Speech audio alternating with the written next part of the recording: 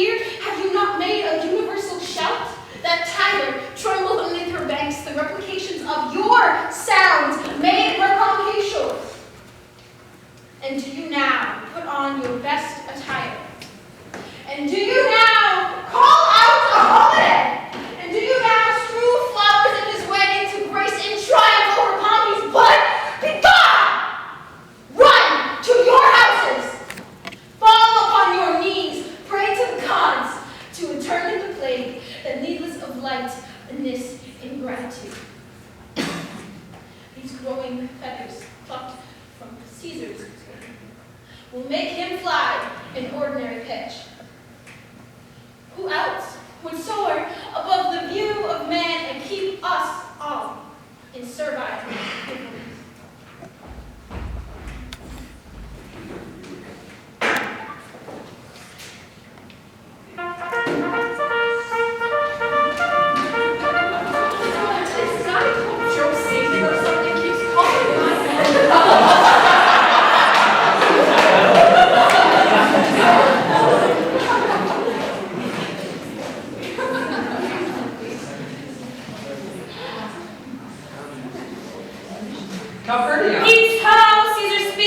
Calpurnia?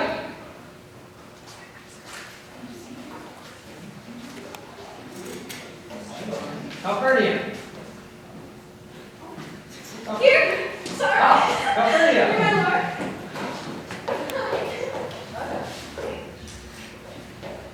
Stand you directly in Antonius' way when he's also on his course. Of Calpurnia. Antonius! Caesar, my lord.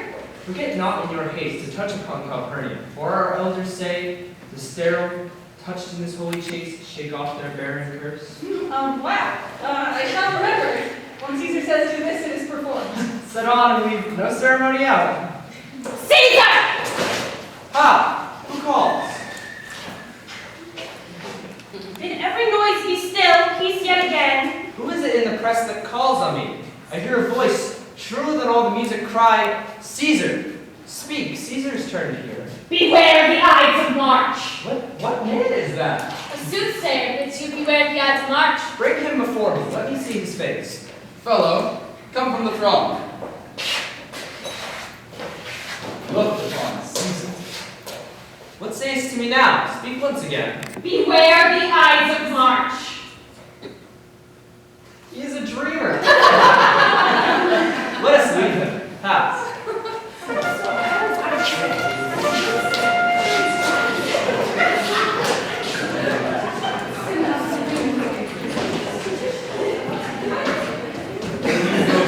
Order of the course. Not I. I pray you do.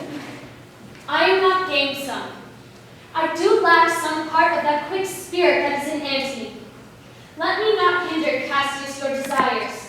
I'll leave you. Brutus, I do observe you now, and I have not from your eyes that show of love and gentleness as I am wont to have. You bear too stubborn and too strange a hand over your friend that loves you. Cassius, be not deceived. If I have veiled my look, I turn the trouble of my countenance merely upon myself. Vexed I am of late with passions of some difference, conceptions only proper to myself, which give some soil, perhaps, to my behaviors. But let not therefore my good friends be grieved, among which number, Cassius, be you one, nor construe any further my neglect than that poor Brutus with himself at war forgets the shows of love to other men. That I have much mistook your passions, wherein this breast of mine hath buried thoughts worthy of glorious cogitations. Tell me, good Brutus, can you see your face?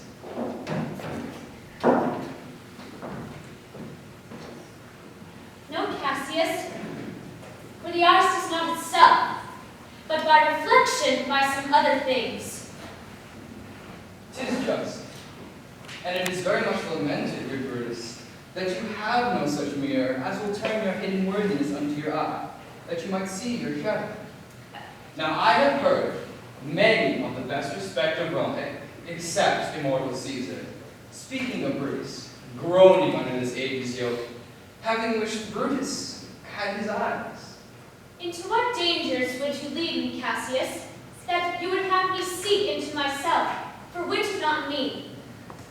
Therefore, good Brutus, be prepared to hear, and since you know you cannot see yourself so well as by reflection, I, your Gladys, will modestly reveal unto yourself that of yourself which you yet not know. And be not jealous on me, good Brutus. You know that I do confess my love to all around, that I do fawn on men, hug and hard, after scandal. Or if I profess myself to banqueting my love, then hold me dangerous. Hail Caesar! Who reads the shouting? Do for the people choose Caesar for their king? Aye, do you fear it? Then I must think you would not have it so. I would not, Cassius, yet I love him well. But wherefore do you hold me here so long? What is it that you would impart to me? If it be aught toward the general good, set honor in one eye and death in the other. And I will look on both indifferently, for let the gods so speed me as I love the name of honor, more than I fear death. I know that virtue to be in you, Brutus, as well as I do know your outward faith. Well, honor is the subject of my story.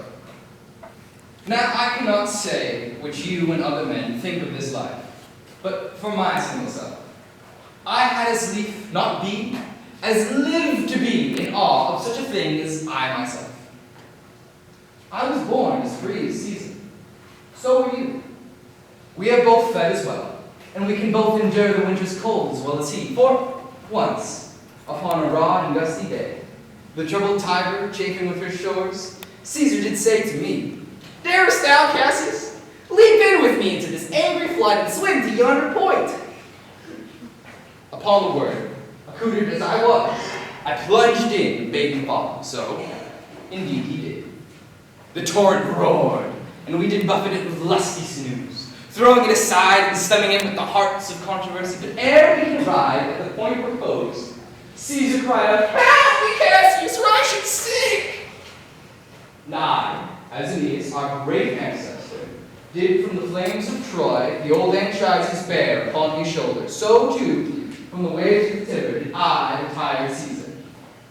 And this man is now become God, and Cassius is but a wretched creature, who must bend his body if Caesar durst but careless none. He had a fever when he was in Spain, and when the fit was on him, I did mark how he did shake. 'Tis true, this God did shake. His coward lips did from their color fly, and that same eye, whose bent doth awe the world, did lose its luster. I did hear him groan. Yeah, aye, that tongue of his that bid Romans mark him and write down his speeches in their books. Alas, he cried, "Give me some drink, Titinius," as a sick girl.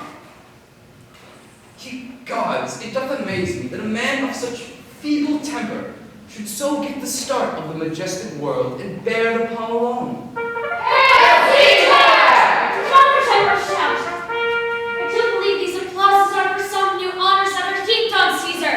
Why, man, he doth bestride this narrow world like a colossus, and we petty men walk under his huge legs and peep about to find ourselves dishonorable graves. Many times are the masters of their fates. The fault, dear Bruce, is not in our stars, but in ourselves, that we are underlings. Now, in the name of all the gods at once, upon what meat doth this our Caesar feed, that he is grown so great? Age, thou art shamed. Rome, thou hast lost the breed of noble bloods. When went there by an age since the great flood, that it was famed with more than one name? When did they say that talked of Rome till now, that her wide walls encompass but one man? Now it is Rome indeed, and room enough, where there is in it but one only man. You and I have heard our fathers say, there was a Brutus once that would have brooked the eternal devil keep his state in Rome as easily as a king. That you two love me. I am nothing jealous. What you would work me to, I have some aim. How I have thought of this and of this time, I shall recount hereafter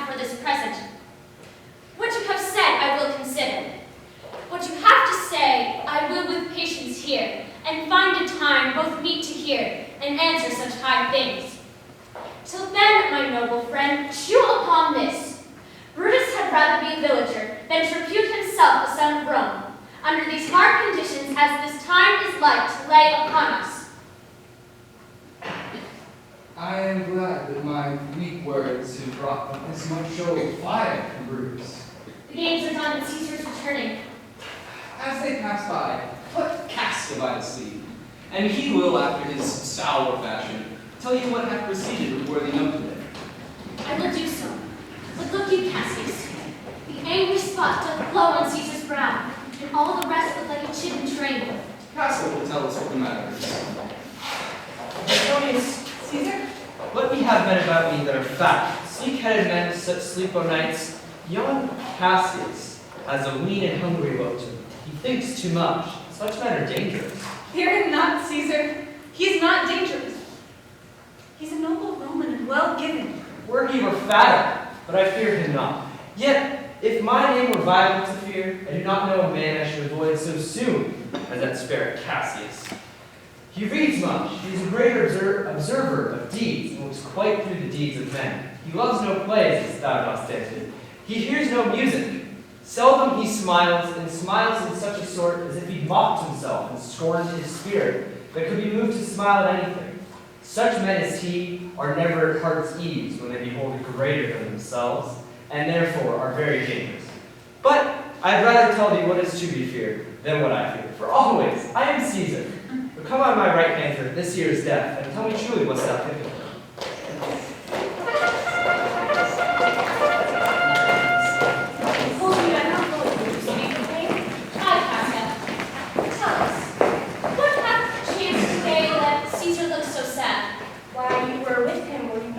I shall not then ask Casca what had chanced.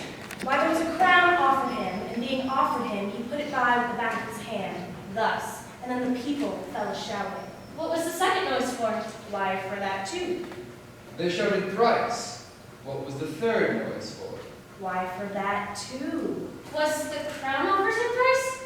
Aye, Mary, wasn't. He put it by thrice, each time gentler than the last, and at every putting by, my honest neighbor shouted. Who was it that offered him the crown? Why, Antony. Tell us the manner of it, gentle Casca. Can as well be hanged as tell the manner of it. It was mere foolery. I did not mark it. I saw Mark Antony offer him a crown. Yet 'twas not a crown neither, 'twas one of these coronets. And as I told you, he put it by. But for all that, to my thinking, he would fain have had it. Then he offered it to him again. Then he put it by again. But to my thinking, he was very loath to lay his fingers off it. Then he offered it to him the third time. He put it the third time by, and still as he refused it, the rabble then hooted and shouted and clapped their chapped hands and threw up their sweaty nightcaps and uttered such a deal of stinking breath, because Caesar had refused the crown and had choked Caesar, for he swooned and fell down at it. And for mine own part, I durst not laugh, for fear of parting my lips and receiving the bad air. But soft, pray tell. What did Caesar swoon? He swooned and fell down and foamed at the mouth and was speechless. 'Tis very like.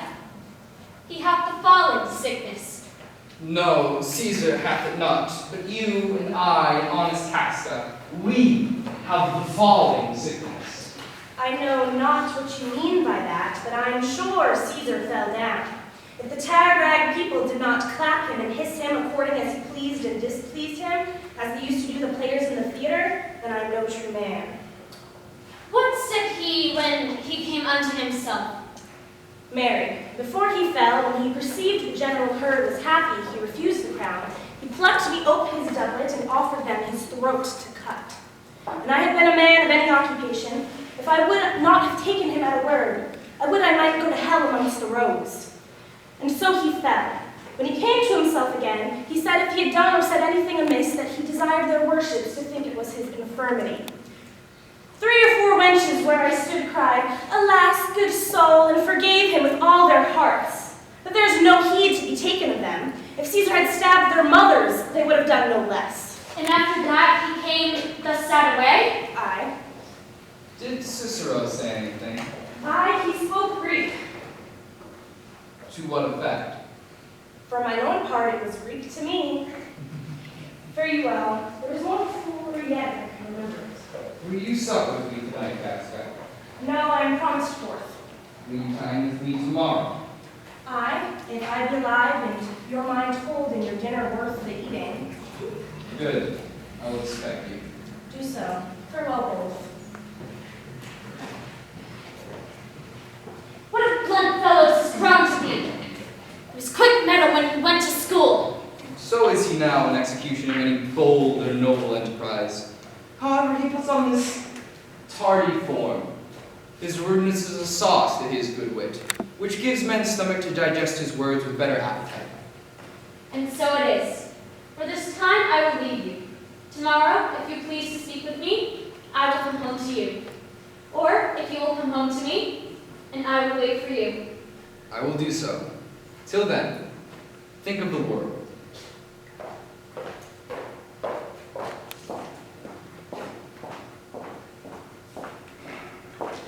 Well, Brutus, thou art noble.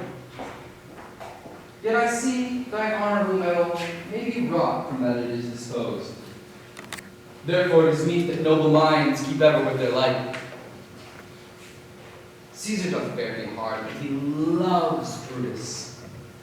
If I were Brutus now, and he were Cassius, he should not bear me so.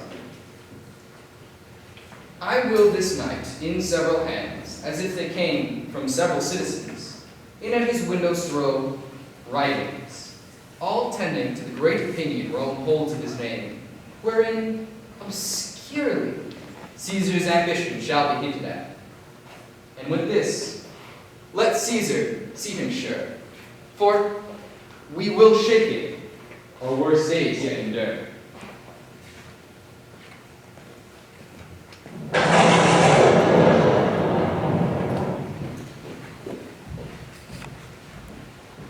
Good evening, Pasca. Brought you Caesar home? Why are you breathless and why stare you so? Are you not moved when all the sway of earth shakes like a thing unfirm? Oh, Cicero, I have seen tempests when the scalding winds derived the knotty oaks, and I have seen the ambitious ocean swell and rage and foam to be exalted with the threatening clouds. But never till tonight, never till now, did I go through a tempest dropping fire. Either there is civil strife in heaven, or else the world, too saucy with the gods, incenses them to send destruction. I saw you anything more wonderful? A common slave, you know him well by sight, held up his left hand, which did flame and burn like 20 torches joined. And yet his hand, not sensible to fire, remained unscorched. Besides, I had not since put up my sword. Against the Capitol, I met a lion who glared upon me and went surly by without annoying me. And there were drawn upon a heap 100 ghastly women, transformed with their fear, who swore they saw men all in fire walk up and down the street. And yesterday, the bird of night did sit at noonday upon the marketplace, hooting and shrieking. When these prodigies do so conjointly meet, let not men say, these are the reasons, they are natural. For I believe they are portentous things into the climate that they paint upon. Indeed, it is a strange disposed time, but men may construe things after their own fashion, clean from the purpose of the things themselves. Come Caesar to the Capitol tomorrow. He doth. He bid Antonius send word to you to be there tomorrow.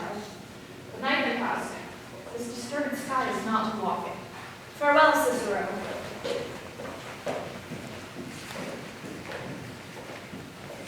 Who's there? A Roman. Pass the higher voice. Your ear is good. Cassius, what night is this? Very pleasing men, the honest men. Whoever knew the heavens menace so? Those who have known the world so full of faults.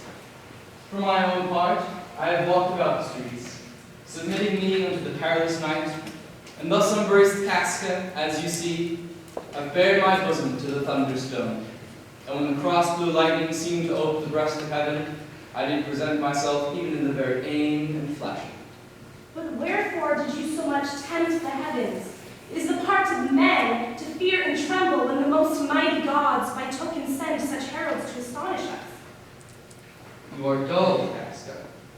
and those sparks of life that should be in a Roman you do want, or else you use not. You look pale, and gaze, and put on fear, and cast yourself in wonder to see the strange impatience of the heavens. But, if you would, consider the true cause. Why all these fires? Why all these gliding ghosts? Why birds and beasts from quality and kind? Why old men fool while children calculate? Why all these things change from their natures, their ordinances, and performed faculties? Why, you shall find, heaven hath infused them with these spirits to make them instruments of fear and warning unto some monstrous state. Now, could I, Pastor, name to thee a man most like to this dreadful night? One who thunders, lightens, opens graves, and roars as doth the lion in the Capitol. A man no mightier than thyself ride in personal life, yet prodigious grown and fearful as these strange occurrences are. 'Tis Caesar that you mean, is it not? Let it be who it is. For Romans today have thews and limbs like to their ancestors. Woe the while! Our fathers' minds are dead, and we are governed with our mother's spirits. Our yoke and sufferance show us womanish. Indeed, they say the senators tomorrow mean to establish Caesar as king, and he shall wear his crown by sea and land in every place, save here in Italy. I know where I will wear this dagger then. Cassius from bondage will deliver Cassius. Therein, ye gods, you make the weak most strong. Therein, ye gods, you do tyrants defeat. No stony tower, nor walls of beaten brass, nor airless dungeon, nor strong links of iron can be tempted to the strength of the spirit. Knowing this, knowing all the world besides, that part of tyranny I do bear, I can shake off at pleasure. So can I. So every bondman in his own hand bears the power to cancel his captivity.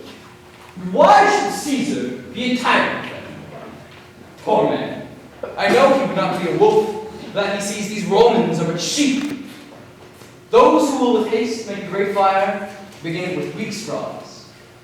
What trash is Rome? What rubbish, what offal for the base man to illuminate so vile a thing as Caesar? But all Greek, where am I still living? I perhaps speak this before a willing bondman. If that be the case, then I know my answers must be meet. But know that I am armed, and to me dangers are indifferent. You speak to Casca, and to such a man who is no fleering telltale. Hold my hand in redress of all these griefs, and I will set my foot as far as who was farthest. There's a bargain made. No, no, you, Casca. I have moved already several of the noblest minded Romans to undergo with me an enterprise of honorable, dangerous consequence. And I do know by this, they stay for me this night in Pompey's porch, wherein the work we have at hand lies most like the complexion of the element, most bloody, fiery, and most terrible. Stand close a while, for here comes one in haste. 'Tis Lucius Cinna. I do know him by his gait. He is a friend. Cinna, where haste you, sir? To find out you. Who is that? Decius Brutus? No, Casca, one incorporate to our attempts. I am glad on it. What a fearful night is this! There's 2 or 3 of us have seen strange sights. Am I not stayed for? Tell me. Yes, you are. Oh, Cassius, if you could but win the noble Brutus to our party. Be you content, good Cinna. Here. Take this. Lay it in the praetor's chair where Brutus might but find it. Throw this in at his windows, and set this up with wax upon old Brutus's statue. That done, repair to Pompey's porch, where you shall find us. Well, I will hide, bestow these papers as you bid. That done, prepare to Pompey's theater.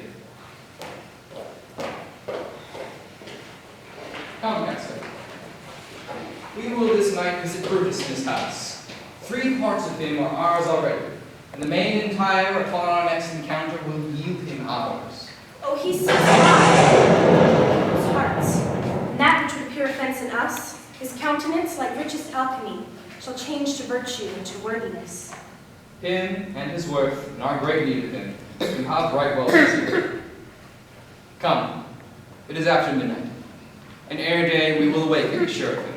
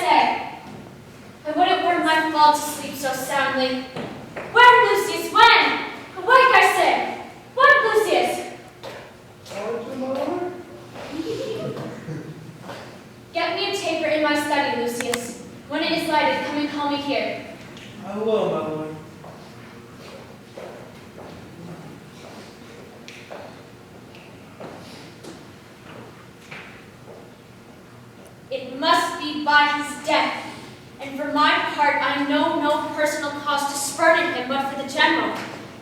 He would be crowned. How that might change his nature, there's the question. It is the bright day that brings forth the adder and craves weary walking.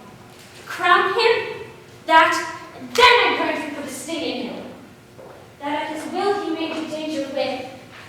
The abuse of greatness is when it disjoins remorse from power. And to speak truth of Caesar, I have not known when his affections swayed more than his reason. But 'tis a common proof that lowliness is young ambition's ladder, whereto the climber upward turns his face. But once he attains the utmost round, he then unto the ladder turns his back, looks in the clouds, scorning the base degrees by which he did ascend. So Caesar may, then lest he may prevent. And since the quarrel bears no color for the thing that he is, fashion it thus, that what he is augmented, he would run to these and these extremities. Therefore think him as a serpent's egg, which hatched as his kind would grow mischievous, and kill him in the shell. Paper burner from your closet, sir. Searching the window for a flint, I found this paper thus filled up. And I'm sure did not lie there when I went to bed. Get you to bed again. It is not day. Is not tomorrow, boy, the Ides of March? I know not, sir. Look in the calendar and bring me word. I will, sir. Yet stellations whistling in the air give so much light that I may read by them.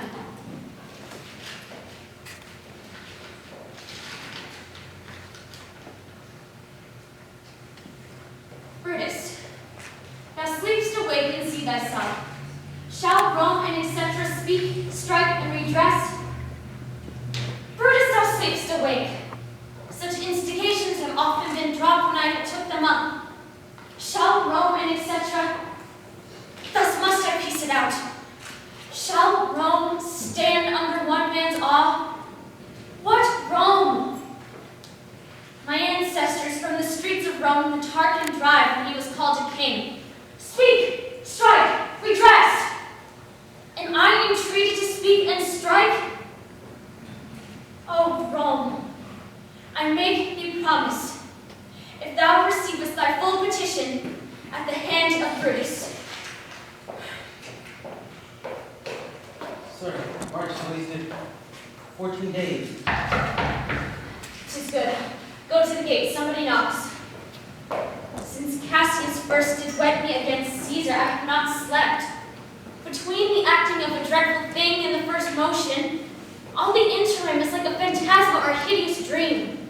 The genius and the mortal instruments are then in council. And to the state of man, like to a little kingdom, suffers then the nature of an insurrection.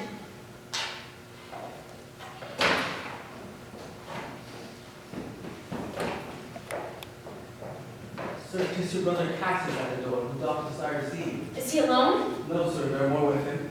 Do you know them? No, sir. Their hats are plucked about the ears, and half their faces buried in their cloaks, that I may not discover them by any mark of favor. Let him enter. They are the faction. Oh, conspiracy, shamest thou to show thy dangerous brow by night when evils are most free? But then by day, where wilt thou find a cavern dark enough to mask thy monstrous visage?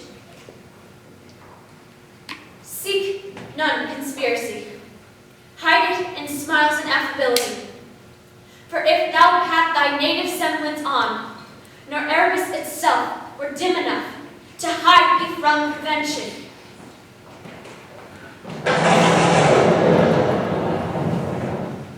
Good morrow, Brutus. I fear we are too bold upon your rest. I have been up this hour, awake all night. Know I these men that come along with you? Yes, every man. No man here but honors you, Brutus, and every man of them wish only you held that opinion of yourself, which every noble Roman bears. This is Decius Brutus. He is welcome hither. This, Lucius Seneca. He's welcome too. And this, Casca. They are all welcome. What watchful cares do interpose themselves against your eyes tonight? Shall I entreat a word? Here lies the east. Does not the day break there? No.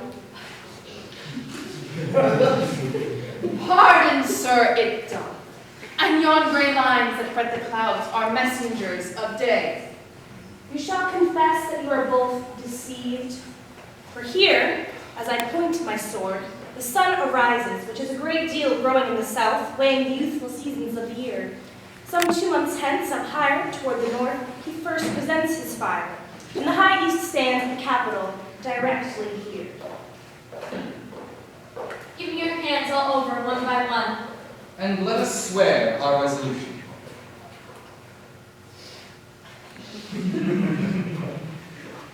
No, not an oath. If not the face of men, the sufferance of our souls, the times of use. If these be motives weak, break off betimes, and every man hands to his idle bed. So let high-sided tyranny reign on till each man drop by lottery. But, as these, as I am sure they do, bear fire enough to kindle cowards and steel with valor the melting spirits of women, then, countrymen, what need we any spur to our cause to prick us to redress?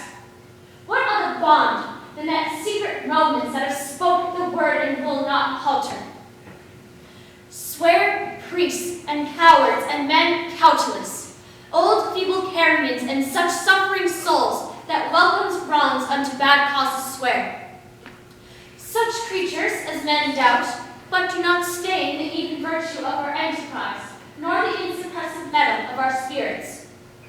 To think, or our cause or our performance did need an oath, when every drop of blood that every Roman bears, and know he bears, is guilty of a several bastardy.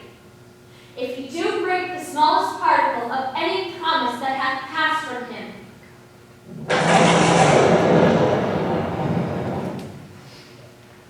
What of Cicero? Shall we sound him?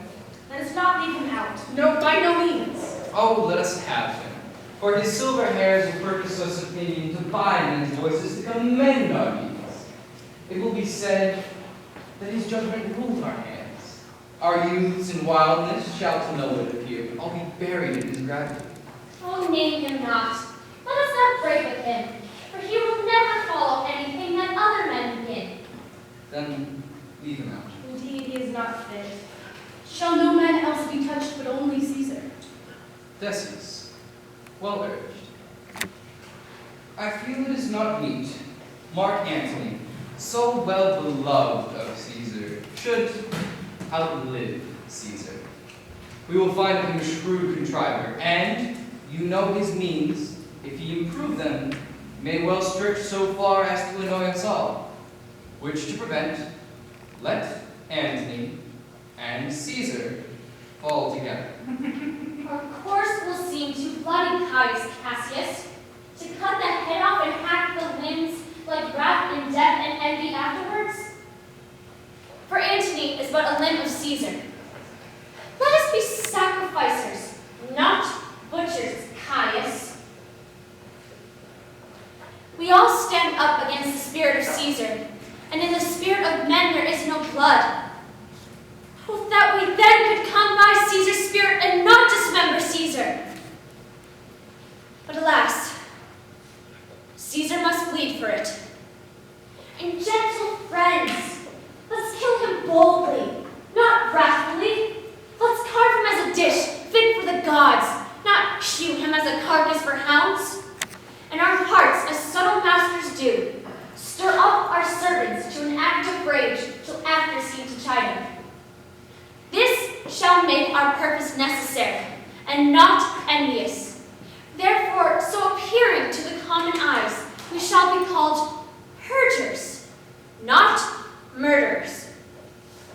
As for Mark Antony, think not of him, for he can do no more than Caesar's arm when Caesar's head is off.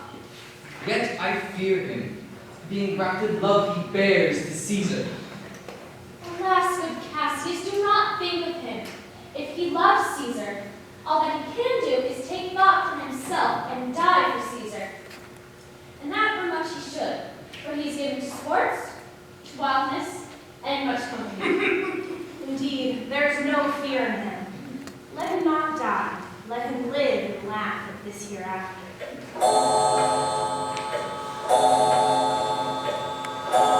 Peace, Count the clock. Clock hath stricken 3. It's time to part. But it is doubtful yet whether Caesar will come forth from the Capitol today. For he is superstitious, chronoplay.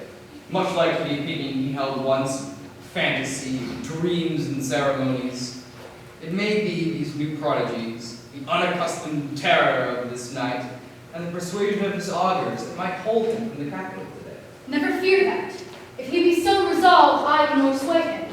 For he loves to hear that unicorns may be betrayed with trees, bears with glasses, elephants with poles, lions with toils, and men with flatterers. But when I say he hates flatterers, he says he does, being then most flattered. Let me work. I will make this human a true bet, and I will bring him to the capital. No. We will all of us be there to fetch him. By the 8th hour. Is that the uttermost? Be that the uttermost, and fail not, then. Friends, disperse yourselves.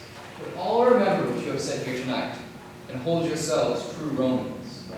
Good gentlemen, let not our looks put on our purposes, but bear it as our Roman actors do, with untired spirits and formal constancy. And so, good morrow to you, everyone.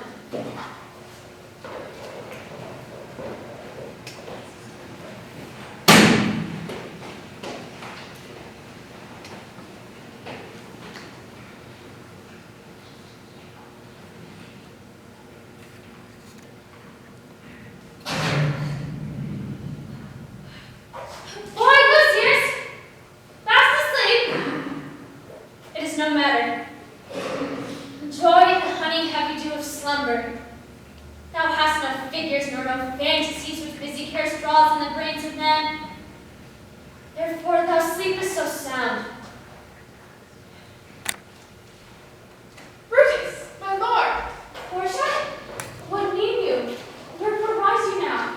It is not for your health thus to commit your weak condition to the wrongful morning.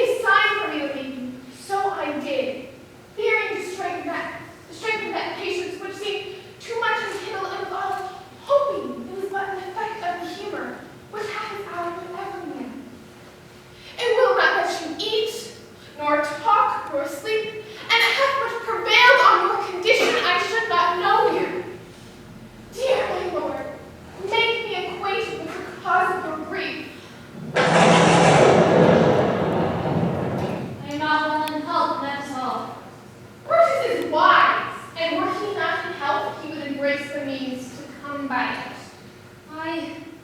So I do. Good Portia, go to bed. Is Brutus sick?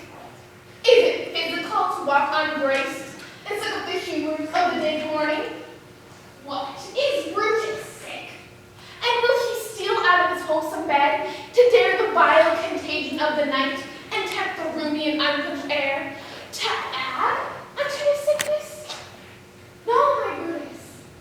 You have some sick offense within your mind which, by right and virtue of my place, I ought to know of.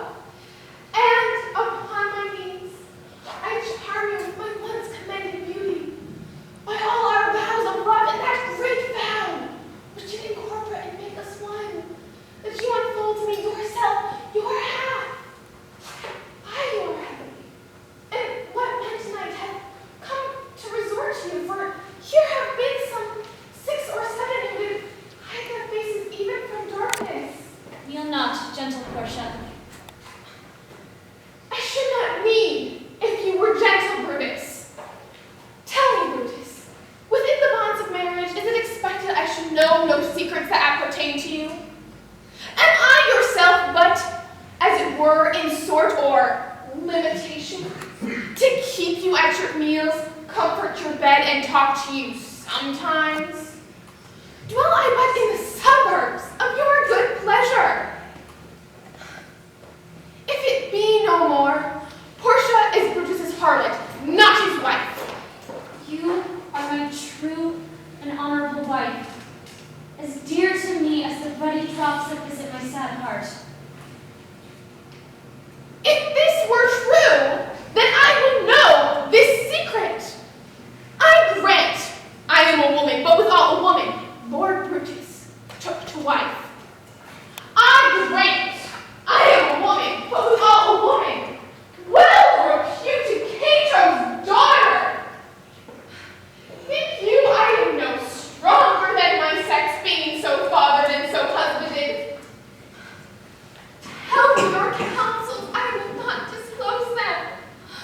I have made strong proof of my constancy, giving myself a voluntary wound here in the thigh. Can I bear this with patience and not my husband's secrets? Oh, ye gods, render me worthy of this noble wife. I am mine, thy bosom shall partake the secrets of my heart. All my engagements I will consider to thee, all the character of my sad brows.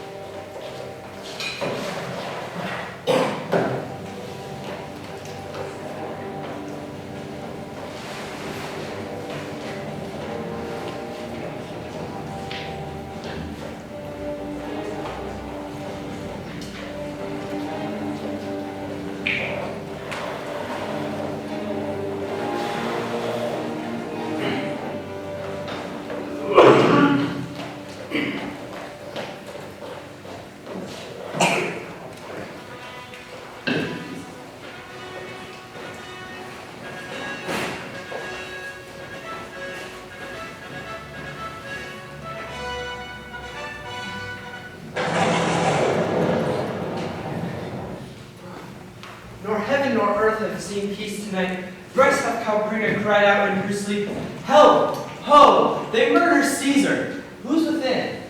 My lord. Go bid the priests do present sacrifice and bring me their opinion of success. I will, my lord. What mean you, Caesar? Think you walk forth? You should not stir out of your house today. Caesar shall go forth. These things that threatened me never but looked on my back. When they see the face of Caesar, they are vanished. Caesar, I've never stood on ceremonies yet. Now they frighten me. There is one within. Besides, the things that we have heard and seen recounts most horrid sights seen by the watch. A lioness hath woke in the streets, and graves have yawned and yielded up their dead. Fierce, fiery warriors fought upon the clouds, in ranks and squadrons in a right form of war, which was the blood upon the capital. And noise of battle hurtled through the air. Horses did neigh, and dying men did groan. And, oh, Caesar, these things are beyond all use, and I do fear them. What can be avoided whose end is purposed by the mighty gods? These warnings are to the world in general, as Caesar. When beggars die, and marvels come and seen, the heavens themselves place forth the death of princes. Valiant taste of death but once before their death, and cowards taste death many times. Of all things that I have yet heard, it seems to me no strange that men should fear, seeing that death, a necessary end, will come when it will come. What say the arbiters? They would not have you stir forth today. Hooking the entrails of an offering forth, they could not find a heart within the beast. The gods do this in shame of cowardice. Caesar should be a beast without a heart. If he should not stir forth today in fear, no, Caesar shall not. Danger knows full well that Caesar is more dangerous than he. We are two lions living on the same day, and I, the elder and more terrible, and Caesar shall go forth. Alas, my lord, your wisdom is consumed in confidence.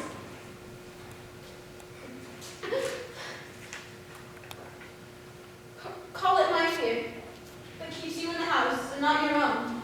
We'll send Mark Antony to the Senate house, and he shall say, you are not well today. Let me upon my knees prevail. Or Katie shall say I am not well, and for thy humor I will stay at home. Here's Decius Brutus, he shall tell him so. Caesar, all hail. Good morrow, worthy Caesar. I can take you to the Senate house. You come in happy time to bid my greeting to the senators. Tell them I will not come today. Cannot is false, and that I dare not falser. I will not come today. Tell them so, Decius. Say he is sick. Shall Caesar send a lie? Have I in conquest stretched mine arm so far to be afraid to tell graybeards the truth? Decius, I will not come. With mighty Caesar, let me know some cause, as I be laughed at when I tell them so. The cause is in my will. That is enough to satisfy the Senate. But for thy private satisfaction, and because I love you, I will let you know. Calpurnia here, my wife, she stays me at home. Tonight she dreamt that she saw my statue, which, like a fountain with 100 spouts, did run pure blood. And many lusty Romans came smiling and did bathe their hands in it. And for these warnings and portents and evils eminent, and on her knee hath begged that I stay at home today. This dream is all misinterpreted. It is a vision fair and fortunate. Your statue spouting blood of many pipes, in which so many smiling Romans bathe, signifies that from you great Rome will suck reviving blood, and great men will press for tincture stains, relics, and cognizance, despite Calpurnia's dream is signified. And thus you have well expounded it. I have, and you hear what I can say, and you know it now. That this day the Senate hath concluded to give a crown to mighty Caesar. If you shall send word you will not come, their minds may change. Besides, it were a mock apt to be rendered for someone to say, bring up the Senate till another time, when Caesar's wife is met with better dreams. If Caesar hides himself, will they not whisper, lo, Caesar is afraid?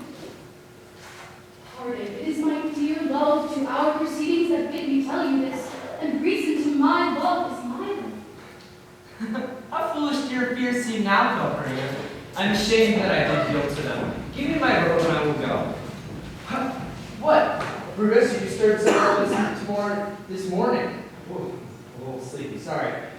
Tomorrow, Cassie, what is the cause? Caesar, 'tis struck an age. I thank you for your painful courtesies. See, Antony that revels along the nights is notwithstanding up. Good morrow, Antony. So most noble Caesar. Go bid them prepare within. I am to blame to be thus waited for. Now, Cassius, what, sinner, I have hours worth of talk in store for you. Remember that you did call on me today, and be near me, that I may remember you. Caesar, I will. And so near will I be that your best friend shall wish I had been murdered. Good friends, let us go in and sit wine, and we, like friends, will straightway go together.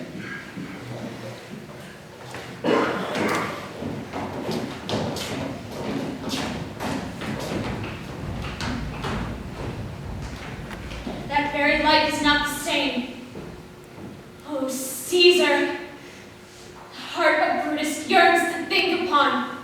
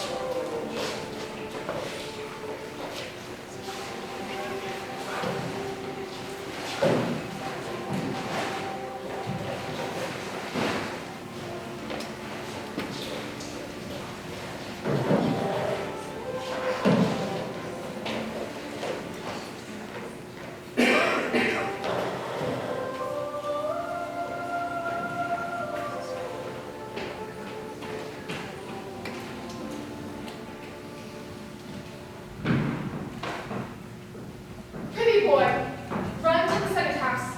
Stay not to answer me, but get thee gone. Why dost thou stay? Know my errand, madam? I would have thee there, and here again, ere I can tell thee what thou shouldest do there. Oh, Constancy, be strong upon my side. Set a huge mountain between my heart and tongue. I have a man's mind, but a woman's might. How hard it is for women to keep counsel. Art thou here yet? What should I do, madam? Go to the capital and nothing else, and so return to you and nothing else? Yes. Yes, and bring me word, if thy lord look well, for he went singly forth. And bring me word of what Caesar doth, and what suitors press to him. Hark, boy, what noise is that? I hear none, madam. I heard a rustling rumor, like a fray. The noise risen from the capital. Soothe, madam. I hear nothing. Come hither, fellow. Which way hast thou been? At my own house, too late. What is 2 o'clock? About the 9th hour, lady. Is Caesar dead gone to the capital? Madam, I know not. I go to take my stand to see him pass unto the capital. Thou hast some suit to press to Caesar, hast thou not? That I do, lady. If it would please Caesar as to be so good to Caesar as to hear me, I shall beseech him to befriend himself. Why? Knowest any hearts intended towards him? None that I know will be much that I fear may chance. Good morrow to you. Here the street is narrow. The throng that follows Caesar at the heels of senators and praetors, common suitors, could crowd a few men almost to death. I'll get me to a place more away to speak to great Caesar as he comes along.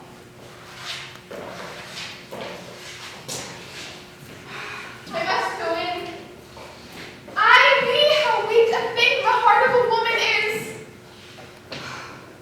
Or does have the suit that Caesar will not grant? Run, Lucius. Commend me to my lord. Say I am married and come to me again, and bring me word of what he doth say to thee.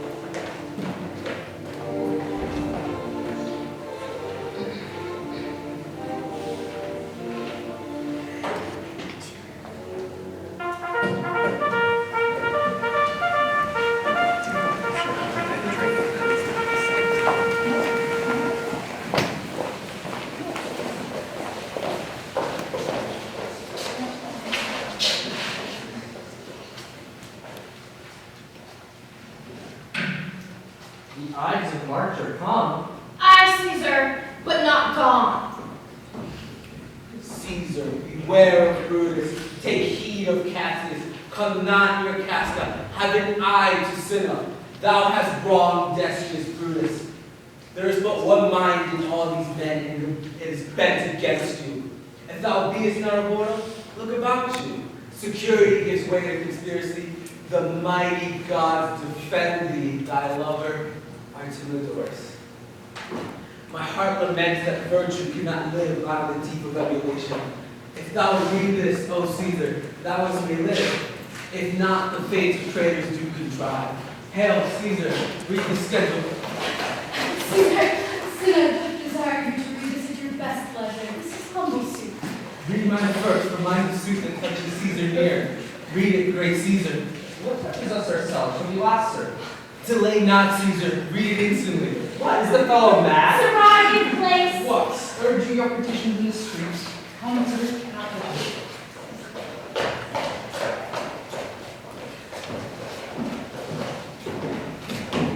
I fear our purpose is discovered. Casca be sudden, for we fear prevention. Brutus, what shall be done? If this be known, Cassius or Caesar shall not return, for I will slay myself. Cassius be constant. Artemidorus speaks not of our purposes. And for Caesar smiles, and look, he doth not change. Decius Brutus knows his time. But look you, he draws Mark Antony out of the way.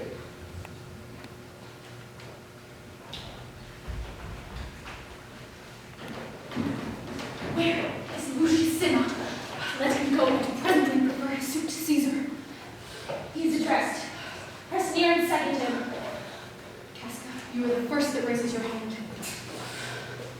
Are we all ready? What was Caesar and his Senate address?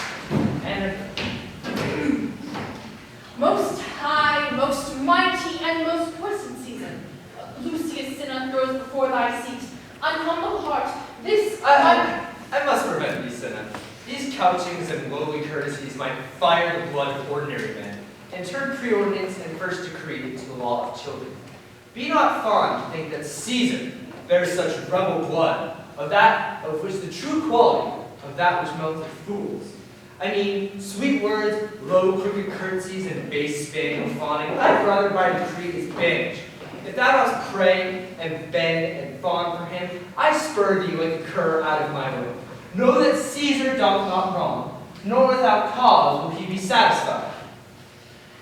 Is there no voice more worthy than my own to sound more sweetly in great Caesar's ear for the repealing of my banished brother?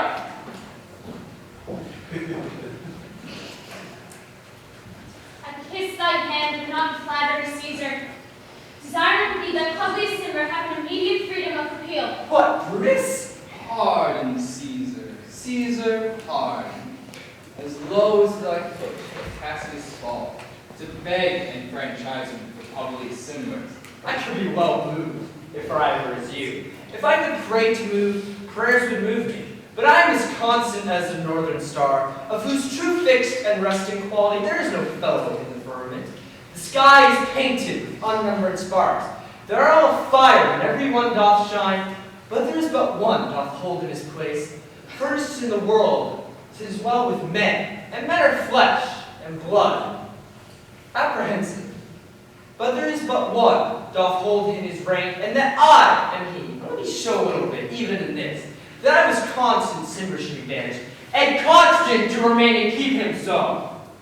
Oh, Caesar! Oh, will thou lift up a witness? Great Caesar! Doth Brutus not bootless kneel? Speak, hands for me!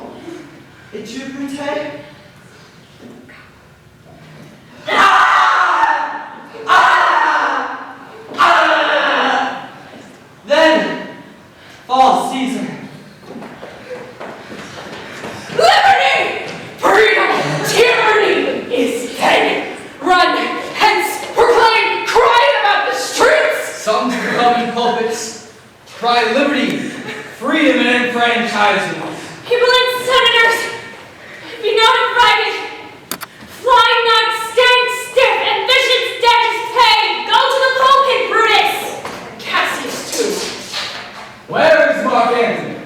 Fled to his house amazed. Men, wives, and children scream as run for doomsday. Pigs, you will know your pleasures. That we shall die, we know 'tis but the time. And draw our days out, that men stand upon.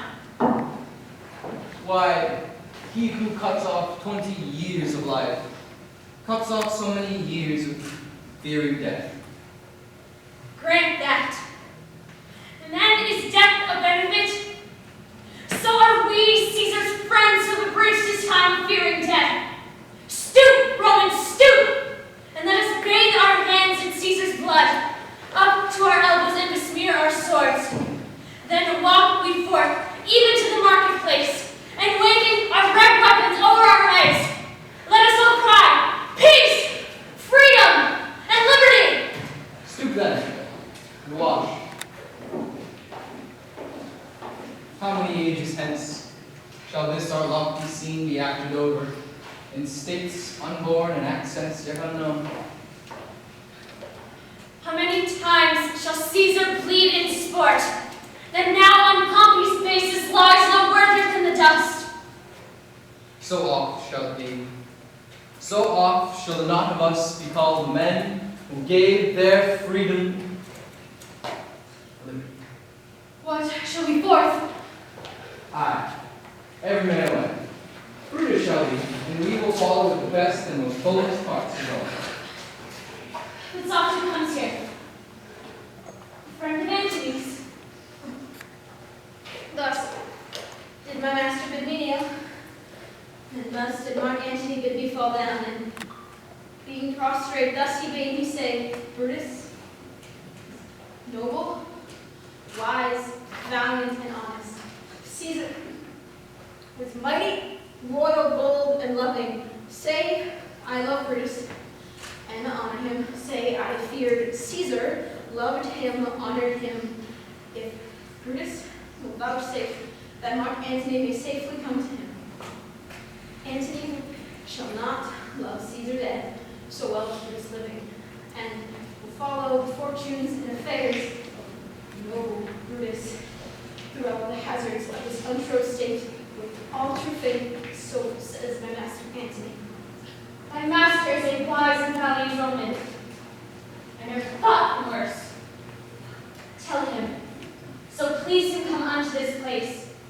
He shall be satisfied, and by my honor, depart untouched. I'll fetch him presently. I know we shall have him well to friend. I wish it were true, but I have a mind that fears him yet, and my misgivings still fall shrewdly to the purpose. Here comes Antony. Welcome, Lord Antony.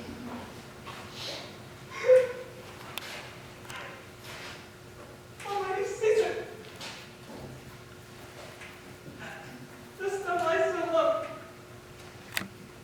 Are all thy conquests, glories, triumphs, spoils shrunk to this little measure?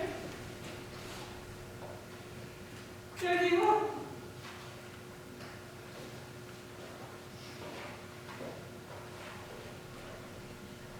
I know not, gentlemen, what you intend. Who else must be let blood, who else is rank, if I myself? There is no hour so fit as Caesar's death hour, nor no instrument of half that worth of those your swords, made rich with the noblest blood of all this world. I do beseech you, if you bear me hard now, whilst your purple hands do reek and smoke, fulfill your pleasure. For 1,000 years, I shall not find myself so apt to die. No place will please me so. No mean of death as here by Caesar.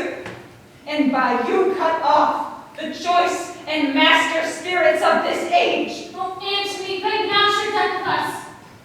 For now we must appear bloody and cruel, as by our hands in this our present act. Do you see we do yet you see but our hands, and the bleeding business they have done. Our hearts you see not are pitiful, and pity to the general wrong of Rome.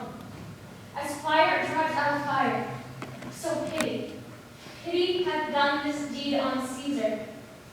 For your part to you, our swords have led in points, Mark Antony, our arms in strength and malice, and our arms and brothers tempers do receive you in with all kind love, good thoughts, and reverence.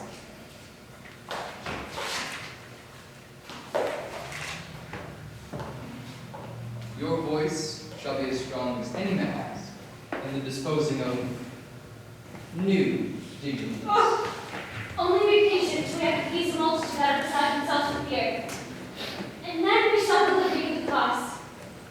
Why, I did love Caesar when I struck him, have thus proceeded.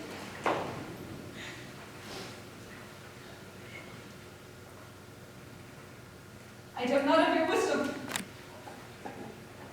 Let each man render me his bloody hand.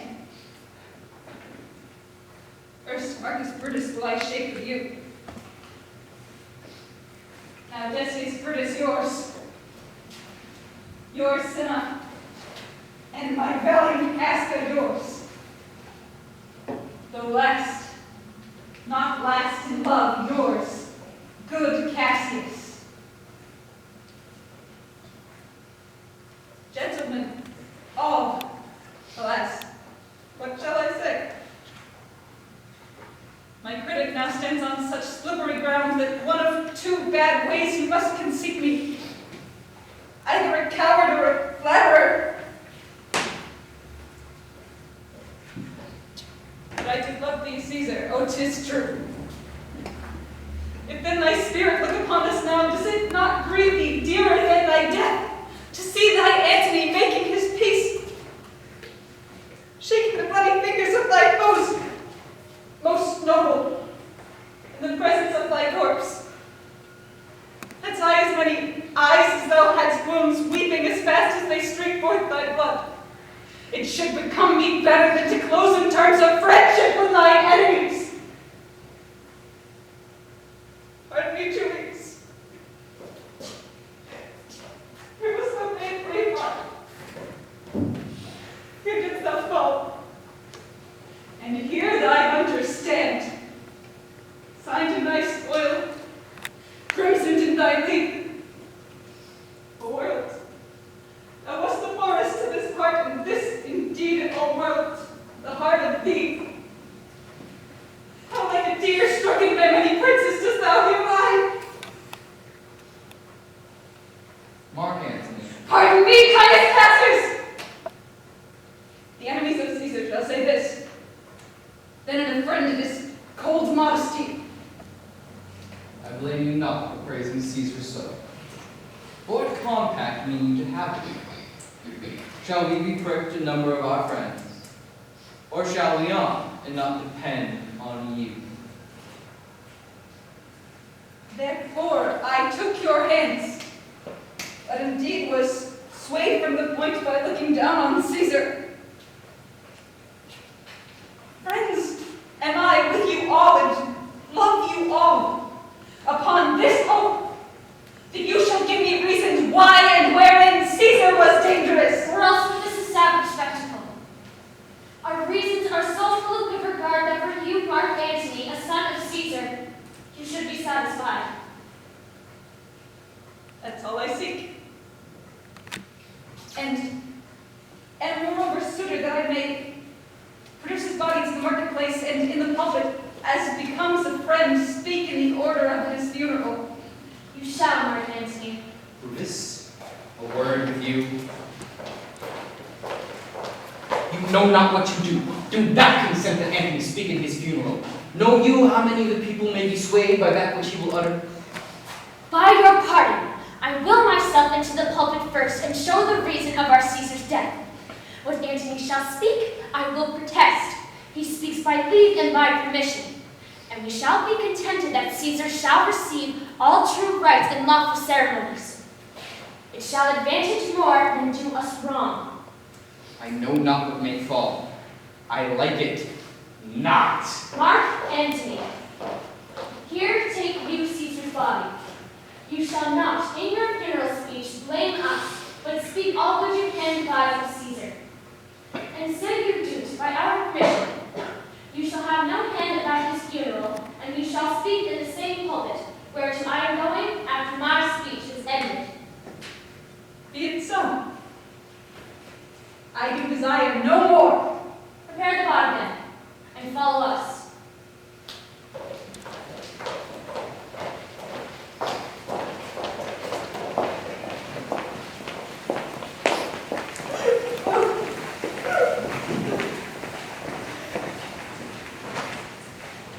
Oh, pardon me, thou bleeding piece of earth, that I am meek and gentle with these butchers.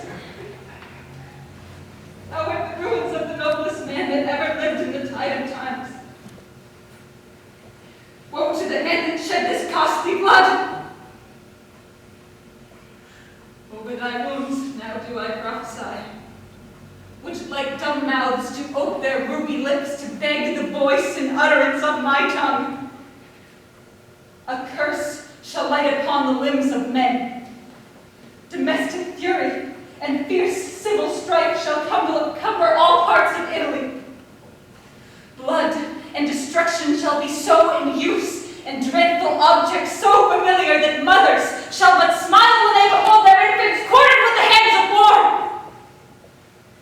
All pity choked with custom of felt deeds, and Caesar's spirit, raging for revenge with Ate by his side come hot from hell, shall in these confines, in a monarch's voice cry havoc, and let slip the dogs of war, that this foul deed shall smell above the earth with carrion men, groaning for burial.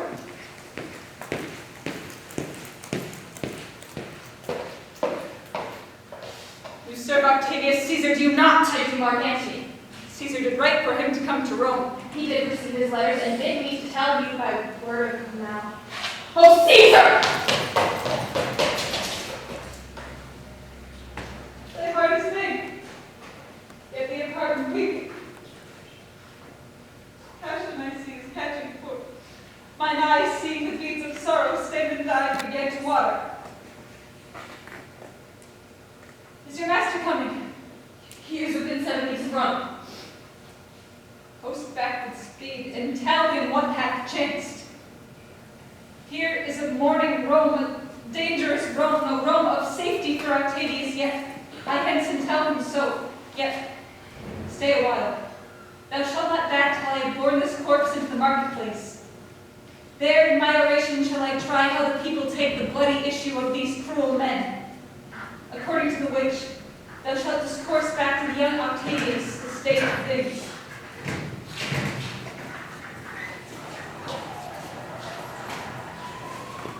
Lend me your hand.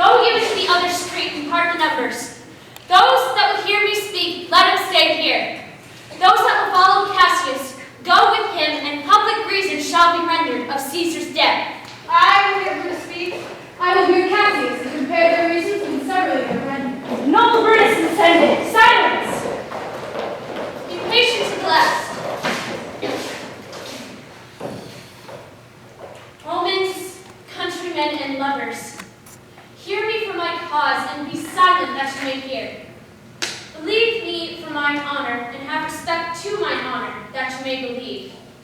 Censure me in your wisdom, and awake your senses, that you may the better judge. If there be any in this assembly, any dear friend of Caesar's to him, I say Brutus's love to Caesar was no less than his. If then that friend demand why Brutus rose against Caesar, this is my answer. Not that I loved Caesar less, but that I loved Rome more. Had you all rather Caesar were living and died all slaves, than that Caesar were dead and to live all free men? As Caesar loved me, I weep for him. As he was fortunate, I rejoice at it. As he was valiant, I honor him. But as he was ambitious, I slew him. There is tears for his love, joy for his fortune, honor for his valor, and death for his ambition. Who is here so base that would not be a bondman? If any, speak for him have I offended. Who is here so rude that would not be a Roman? If any, speak for him have I offended. Who is here so vile that would not love his country? If any, speak for him have I offended. I pause for a reply. None, Brutus, none. None. Then none have I offended. I have done no more to Caesar than you shall do to Brutus. The question of his death is enrolled in the Capitol.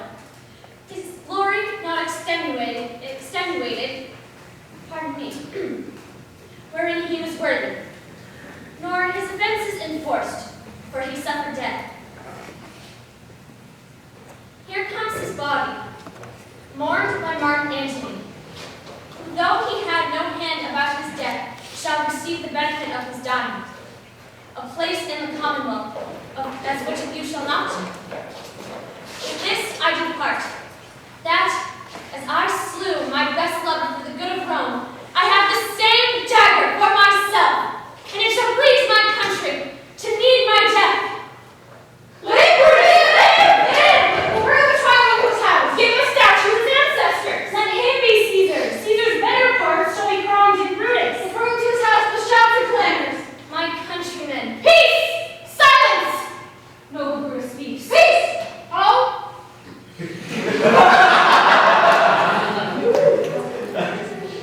Good countrymen, let me depart alone, and for my sake stay here with Antony and do grace to Caesar's corpse, tending to Caesar's glories, which Mark Antony by our permission is allowed to make. I do entreat you, not a man depart, save I alone, till Antony have spoke. Say, no one lives here, Mark Antony. We'll hear him. Antony, go up. We'll hear you. For Brutus' sake, I am beholden to you. What does he say, Brutus? He says for Brutus' sake, he finds himself beholding to us. For best he speak no harm of Brutus here. Yeah. This Caesar is a tyrant. Nay, that's certain. We are blessed that Rome's rid of him. Peace, you gentle Romans. Peace, ho! Let us hear Brutus. Friends, Romans, countrymen, lend me your ears. I come to bury Caesar, not to praise him. The evil men do lives after them. The good is oft interred with their bones. So let it be with Caesar. The noble Brutus hath told you that Caesar was ambitious. If it were so, it was a grievous fault, and grievously hath Caesar answered it. Here, under leave of Brutus and the rest, for Brutus is an honorable man, so are they all honorable men. Come I to speak in Caesar's funeral. He was my friend, faithful and just to me. But Brutus says he was ambitious, and Brutus is an honorable man. He hath brought many captives home to Rome, whose ransoms did the general coffers fill. Did this in Caesar seem ambitious? When that the poor did cry, Caesar hath wept,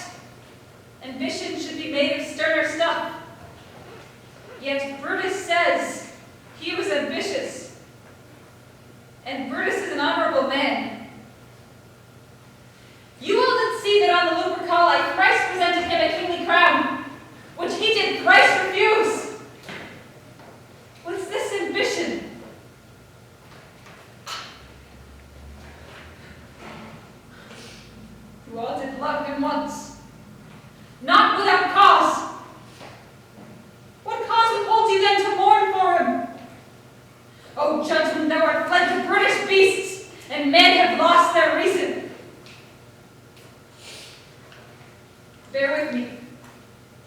My heart is in the coffin there with Caesar, and I must pause till it come back to me. Methinks there is much reason in saying, If thou consider rightly of the matter, Caesar has had great wrong. Has he, masters? I fear a worse will come in his place. Mark ye his words? He would not take the crown, therefore 'tis certain he was not ambitious. if it be found so, some will deride it. Poor soul. His eyes are red as fire with weeping. There's not a nobler man in Rome than Antony. Now, Martin, he begins to speak again. But yesterday, the word of Caesar might have stood against the world. And lies he there, and none so poor to do him reverence. Oh, masters, if I were disposed to stir your hearts and minds to mutiny and rage, I should do Brutus wrong, and Cassius wrong, who you all know are honorable men. I shall not do them wrong. I rather choose to wrong the dead, to wrong myself and you, than I will wrong such honorable men. But here's a parchment with the seal of Caesar. 'Tis his will.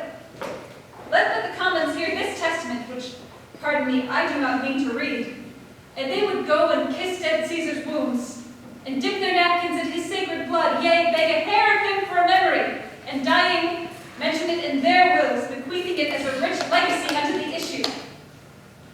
There's a will? Read it! Have patience, gentle friends. I must not read it. It is not meet you know that Caesar loved you. You are not wood, you are not stones, but men, and being men, it will inflame you. It will make you mad, bearing the will of Caesar. It is not good to know that you are his heirs, for if you did, oh, what would come of it? Read it, Nancy. We'll hear it from you. Read it well! Will you be patient? Will you stay a while? I have overshot myself to tell you of it. I fear I have wronged the honorable men whose daggers have stabbed Caesar. I do fear it. They were traitors, honorable men. They were villains, murderers, the will. You will compel me then to read the will. Make a ring about the corpse of Caesar, and I will show you him that made the will. Shall I descend, and will you give me leave? Come back, descend. Send for the hearse, send for the body. Room for Antony, most noble Antony. Nay, press not so upon me, stand far off. Come back. If you have tears, prepare to shed them now. You all do know this mantle. I remember the first time I heard Caesar put it on. 'Twas a summer evening in his tent, the day he overcame the Nervii. Look, in this place ran Cassius's dagger through. See what a rent the envious Casca made. Through this, the well-beloved Brutus stabbed. And as he plucked his cursed steel away, mark how the blood of Caesar followed it, as rushing out of doors to be resolved if Brutus so unkindly knocked or no. For Brutus, as you know, was Caesar's angel. Judge, O ye gods, how Caesar loved him! This was the most unkindest cut of all. For ingratitude, more strong than traitor's arms, quite vanquished him.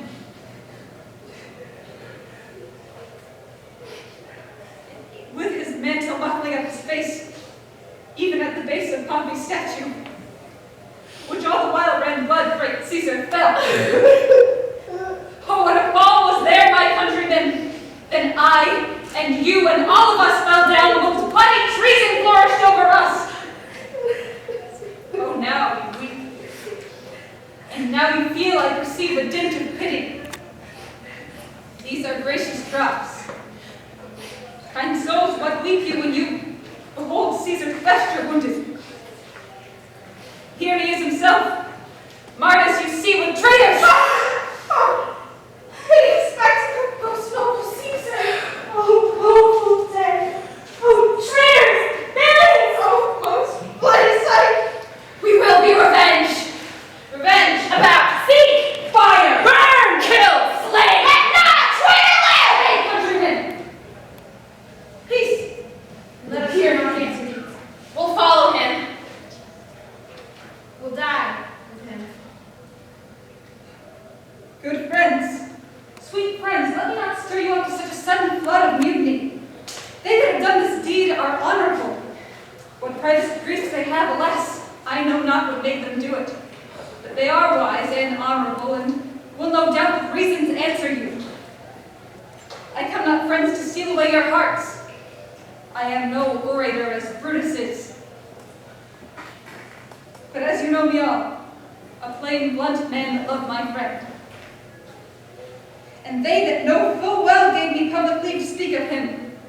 For I have neither wit, nor words, nor worth, action, nor utterance, nor power of speech to stir men's blood. I only speak right on, and tell you what you yourselves do know. Show you sweet Caesar's wounds, poor dim mouths. And bid them speak for me. Were I Brutus, and Brutus Antony, there were an Antony could ruffle up your spirits, and put a tongue in every wound of Caesar that would move the stones of Rome to rise and mutiny! Mutiny! Burn the house of Brutus! Away, Satan conspirator! Yet hear me, countrymen, yet hear me speak. Peace! Let us hear noble Antony. Why, friends, you go to do you know not what. Wherein hath Caesar thus deserved your loves? Alas, you know not. I must tell you then you forgot the will I told you of. Most true the man! Let us say well.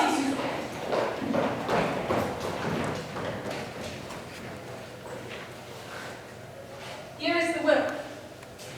And under Caesar's seal, to every Roman citizen he gives, to every several man, 75 drachmas.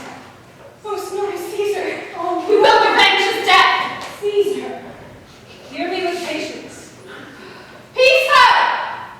Moreover, he hath left you all his walks, his private arbors and new planted orchards. He hath left them you, and to you are heirs forever. Common pleasures to walk abroad and recreate yourselves. Here was a Caesar. When comes such another? Never! Never! We'll burn the body in the holy place. We'll set fire to the traitor's houses. Take up the body. Go fetch fire. Cut down benches. Cut down forms, windows, anything. Now that it's work. Mischief thou art afoot. Take what course thou wilt. How now, folks? Sir Octavius has already come to Rome. Where is he? He and Lepidus are at Caesar's house. Thither I will straight to him. Fortune is merry, he comes upon a wish. In this mood he will give us something. I heard him say that Brutus and Cassius were rid like madmen through the gates of Rome. Belike they had some notice of the people, how I had moved them. I go to Octavius.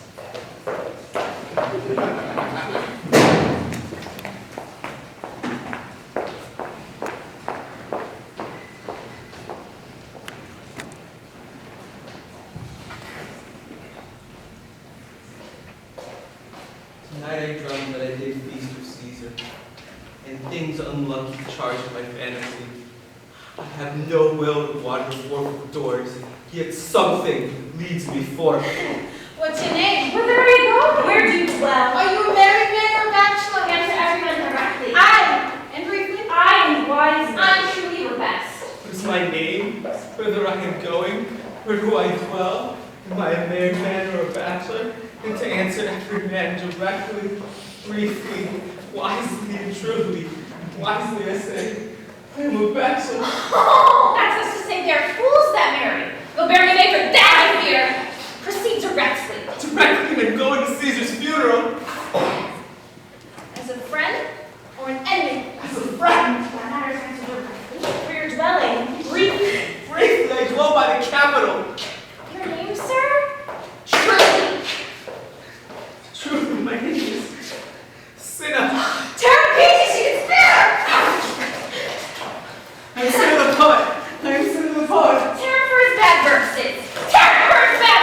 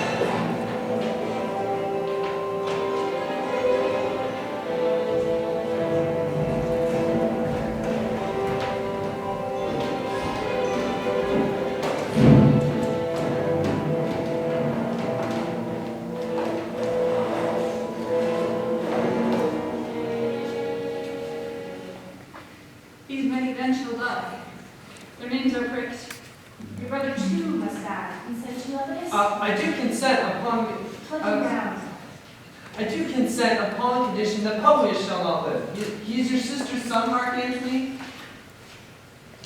He shall not live. Look at the spot I gave him. Lepidus, go hither to Caesar's house. Fetch the will hither, and we shall determine how to cut off some change in legacies. What, shall I find me here? Or here, or at the Capitol. This is despite a veritable man. Me to be sent on errands. Is it fit the threefold world divided that he should stand one of the three to share it? So you thought him? You took his voice who should be pricked to die in our black sentence and proscription? I have more days than you, Octavius. And though we lay our honors on this man, to ease ourselves of divers slanderous loads, he shall but bear them as the ass bears gold, to groan and sweat under the business, either led or driven as we point the way. And having brought our treasure where we will, then take we off his load and turn him off like the empty ass, to shake his ears and graze in commons. You may do your will, but he's a tried and valiant soldier.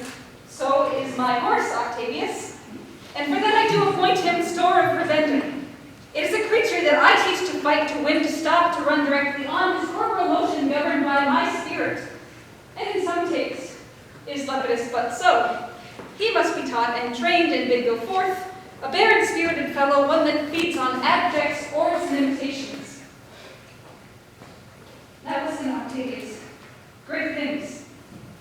Brutus and Cassius are rallying powers. We must make straight head, therefore let our lions be combined, our best friends made, our means stretched, and let us presently go sit in council how covert matters may be best disclosed, and surest perils answered. Let us do so. For we are at the stake, invaded about with many enemies. And some that smile have in their hearts, I fear, millions of mischiefs.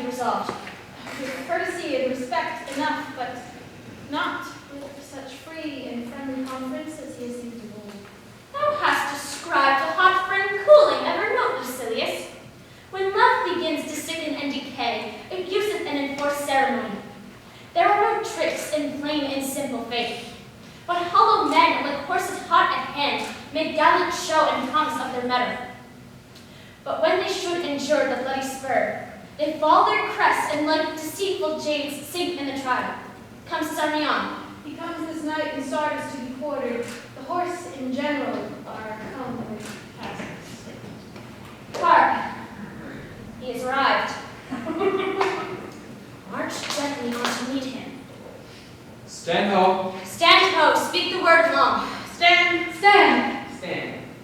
Most noble brother, you have done me wrong. Judge me, you gods. Wrong I mine enemies? And if not so, how should I wrong the brother?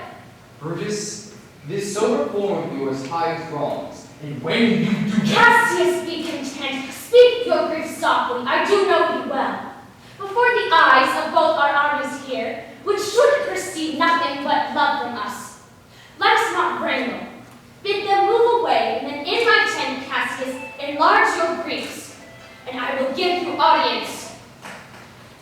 Pindars. Bid our commanders lead their charges off a little from this ground. Lucilius,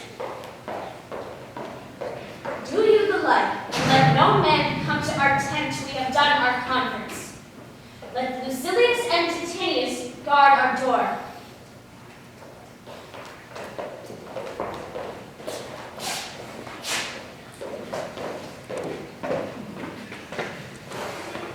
That you have wronged me doth appear in this. You have condemned and noted Lucius Pella here for taking bribes from the Sardians, where in my letters praying on his behalf because I knew the man was slighted off.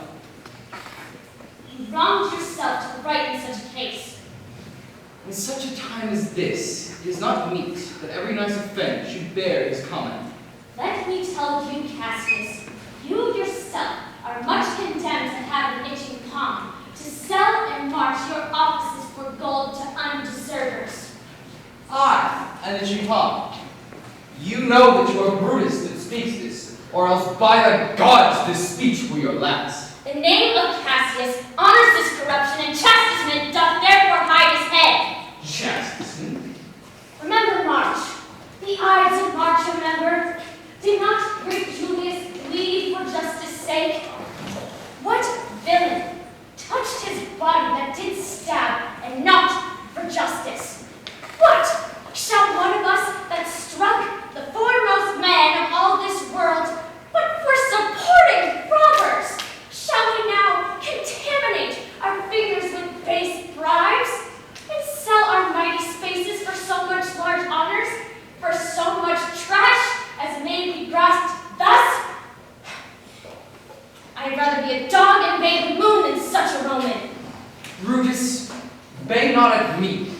You forget yourself to hedge me in. I am a soldier, older in practice, able than yourself to make conditions. Go to. You are not Cassius. I am. I say you are not. Gods, you gods, must I endure all this? Oh, this. I mourn. Fret till your proud heart break. Go show your slaves how conquerate you are, and make your bondmen tremble. Must I budge? Must I observe you? Must I stand and crouch under your testy humor? By the gods, you shall digest the venom of your spleen, though it do split you.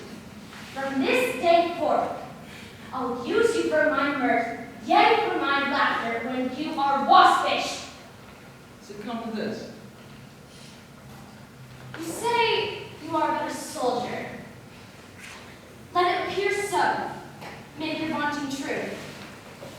And it shall please me for mine own part, I shall be glad to learn of noble men. You wrong me, every way you wrong me, Brutus. I said elder soldier, not better. Did I say better? If you did, I care not. Have mind upon your health, and presume not too much upon my love. I may need that for which I shall be sorry. You have done all that you should be sorry for. There is no terror, Cassius, in your threats. For I am armored so strong in honesty that they pass by me as the idle wind, which I respect not. I did send to you for certain sums of gold, which you denied me. For I have no money by vile means. By heaven, I had rather coin my heart and drop my blood for drachmas than to wring from the hard hands of peasants their vital trash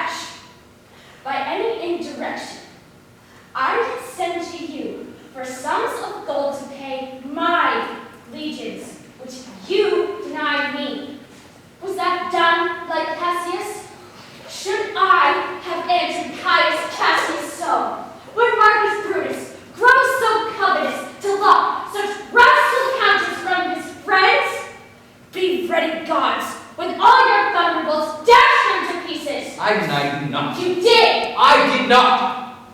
It was but a fool that brought my answer back. Brutus hath rived my heart. A friend should bear his friends' infirmities, but Brutus makes mine greater than they are. I do not! You practice them on me! You love me not. I do not like your faults! A friendly eye can never see such A faults! flatterer would not have founded you appear as huge as high Olympus! Ah!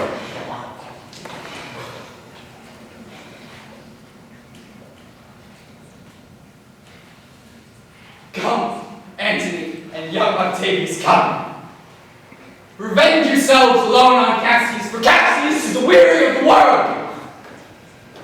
Hated by the one he loves, braved by his brother, checked like a bond, all his faults observed, set in notebook, learned, and pawned by rote to casting and his teeth. I can wipe my spirit from my eyes. There is my bed. And here, my naked breast, within a heart, dearer than Plutus mine, richer than gold. If thou bist a Roman, take it forth. I, that deny thee gold, will give my heart. Strike, as thou didst at Caesar, for I know when thou lovest him at his worst, thou cared more than thou ever lovest his Cassius. Sheathe your dagger!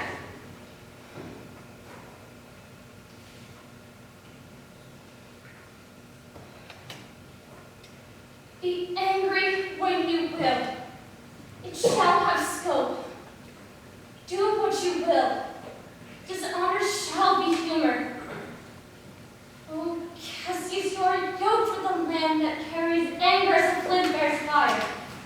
Who much enforced, shows a hasty spark, and straight is cold again. Has Cassius lived to be but mirth and laughter to his Brutus, when that blood ill-tempered riles him so? When I spoke that, I was ill-tempered too. Do you confess so? Give me your hand. In my heart too. Oh, Brutus, What's the matter? have you not love enough to bear with me when that rash humor which my mother gave me makes me forgetful? Yes, Cassius. And from henceforth, when you are over earnest with your Brutus, you'll think your mother chides and leaves you so. Lucilius! Titinius! Bid the commanders prepare to lodge their companies tonight. And bring Messala with you and come here immediately to us. Lucius, a bowl of wine. I did not think friend so angry. Oh, Cassius, I'm sick with many griefs. Of your philosophy, you make no use if you give in to accidental evils. The men are so better. Portia. Portia is dead. Portia! She's dead. Oh, such an insupportable loss. Upon what sickness?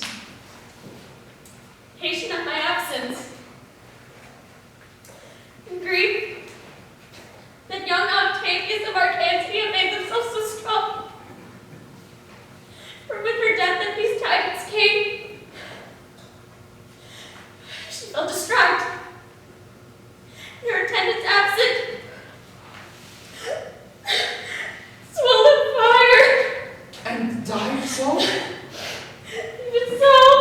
Oh, ye immortal gods!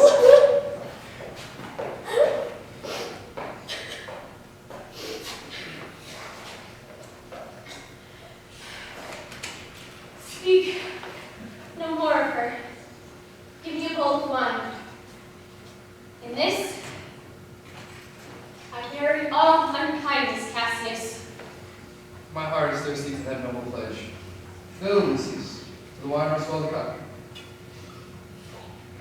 Not drink too much of Bruce's love.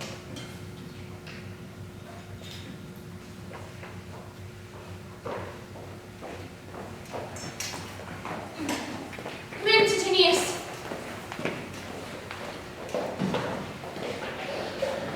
Welcome, good Masala. Now, sit we about this taper here and call in question our necessities? Portia, art thou gone? No more, I pray you. Masala, I have here received letters that young Octavius and Mark Antony come down upon us with a mighty power, bending their expedition for Philippi. Myself had letters of the self-same tenor, With what addition? that by order and prescription of outlawry, Octavius, Lepidus, and Antony have put down some 100 senators. Therein our letters do not well agree. Mine speak of 70 senators that died by their prescription, Cicero being one. Cicero won? I, Cicero, one, and have ordered that prescription. My lord, had you your letters from your wife? No, Masala. Nor nothing in your letters writ of her? Nothing, Masala. That methinks is strange. Why, I see. Hear you out of her in yours? No, my lord. Now, as you are a Roman, tell me true. Then, like a Roman, bear the truth I tell. For certain she is dead, and by a strange manner. You must die, Masala. With meditating that she must die once, I have the patience to endure it now. Even so, great men, great losses should endure. I have as much in this ark as you, and yet my nature could not bear it so. Well, to our work alive. What do you think of marching to Philippi presently? I do not think it good. Your reason? This it is. 'Tis better that our enemy seek us, and in doing so, waste his means, weary his soldiers, and do himself offense, whilst we, lying still, are full of rest, defense, and nimbleness. Good reason must be placed better. These people twixt Philippi and this ground to stand by enforced affection. The enemy comes by, making fuller numbers up, come on refreshed, new added, and encouraged. If we shall meet, for which advantage shall we cut him off? If at Philippi we do meet him here, these people at our back, Hear me, good brother. under your pardon. You must note beside we have tried the utmost of our friends. Our legions brim full, and our cause is right. The enemy increases every day.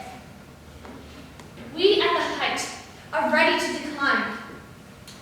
There is a tide in the affairs of men, which taken by the flood leads on to fortune, omitted in all the voyages of their life, is bound in shallows and in miseries.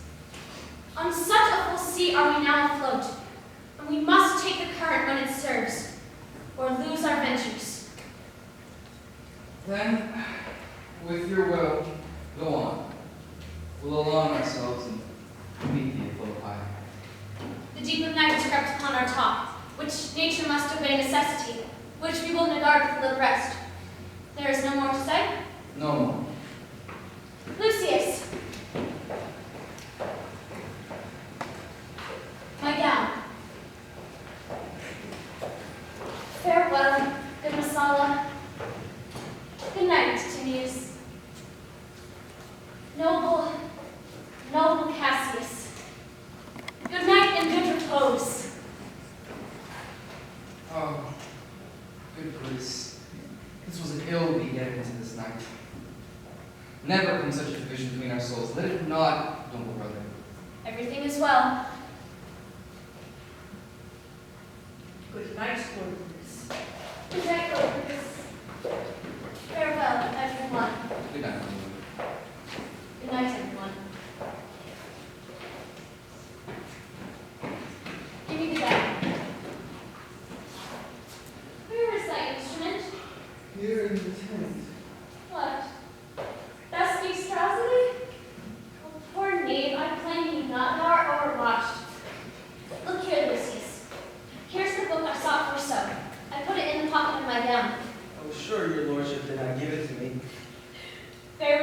boy, I am much forgetful. Canst thou hold thy heavy eyes a while and touch thy instrument a strain or two?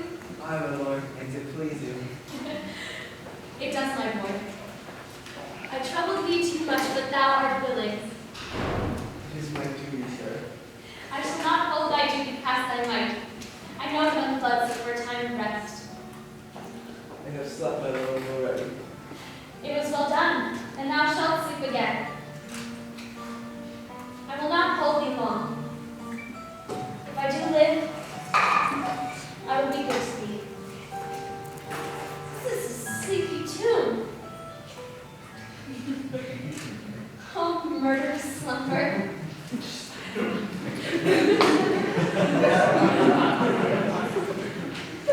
Place thou thy leaden mace upon my boy that plays thee music.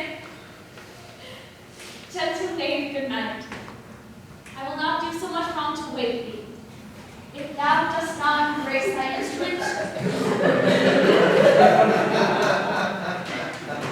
I will take it from thee. And good boy,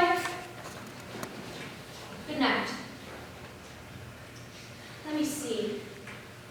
Let me see. Is not the leaf turned down where I left off reading? Here it is, I think.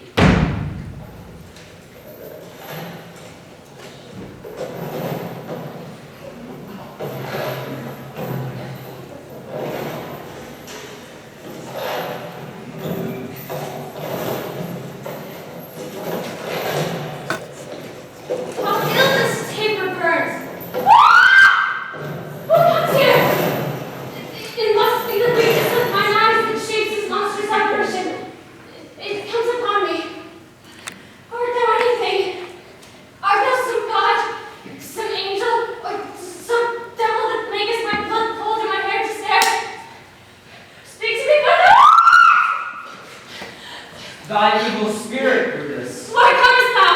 to tell thee that thou shalt see me at Philippi. Well, then I shall see thee again. Aye, at Philippi. I shall see thee at Philippi then.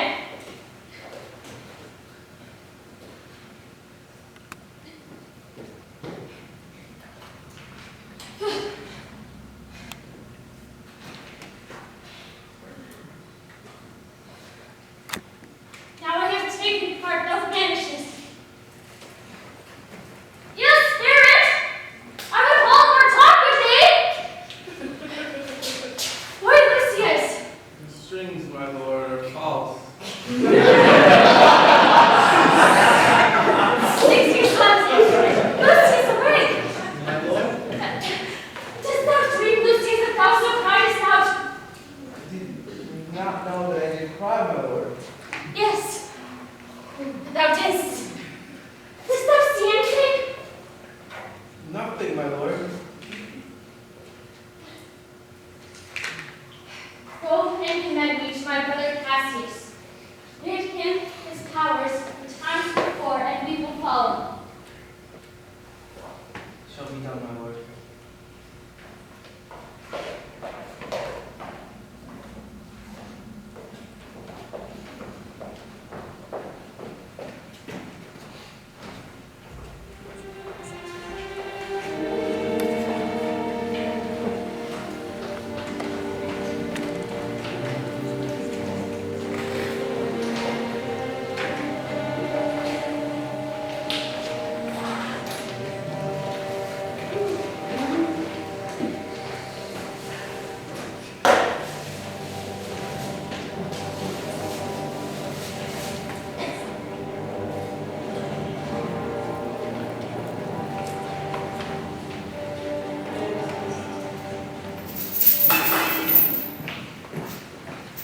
Now, Antony, our hopes are answered. You said the enemy would not come down but keeps the hills and upper regions. It proves not so, for their battles are at hand, and they need to warn us at Philippi. Here, answer before we do demand of them. Tut, I am in their bosoms, and I know wherefore they do it. They could be content to visit other places, thinking to fasten on our thoughts that they have great courage, but 'tis not so. Prepare, General. The enemy comes in gallant show. Their bloody sign of battle is already happening. Something's to be done immediately. Octavius, Lead your battle softly on upon the left hand of the even field. Upon the left hand eye, keep thou the right. Why do you cross me in this exigent? I do not cross you, but I will do so.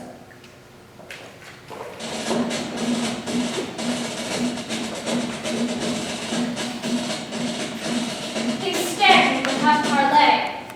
Stand fast. We must out the help. Shall you sign a battle? No, Caesar, we will answer on that charge. Make forth. The generals will have some words. Stir not until my signal. Words before blows. Is it so, countrymen? Not as we love our words better as you do. Good words are better than bad strokes, Octavius. In your bad strokes, you give good words, Brutus. Witness the hole you made in Caesar's heart, crying, "Long live, hail Caesar!" Antony, the posture of your blows are yet unknown. But for your words, they rob the highlands and leave them honeyless. Not stingless, too. Oh, and soundless too. For you have stolen their buzzing, Antony, and very wisely pricked before you sting. Villains, you did not so when your vile daggers hacked one another in the sides of Caesar. You bowed like bondmen and fawned like hounds, showing your teeth like apes and kissing Caesar's feet, whilst Casca like a cur behind snuck up and struck Caesar in the neck. Oh, you flatterers! Flatterers! Brutus, thank yourself. This tongue had not so offended today if Cassius might have ruled. Come, the cause. If arguing make us sweat, the proof of it will turn to redder drops. I draw my sword against conspirators. When think you that the sword goes up again? Never, till Caesar's 33 wounds be well avenged, or till another Caesar have added slaughter to the sword of traitors. Caesar, thou canst not die by traitors' hands unless thou bringst them with thee. So I hope. I was not born to die on Brutus's sword. Oh, if thou wert the noblest of thy strain, young man, thou couldst not die more honorable. Peevish schoolboy, worthless of such honor. Join the master in a revel. Old Cassius still! Come, Antony, away. Defiance, traitors, hurl we in your teeth. If you dare fight today, come to the fields. If not, when you have stomachs.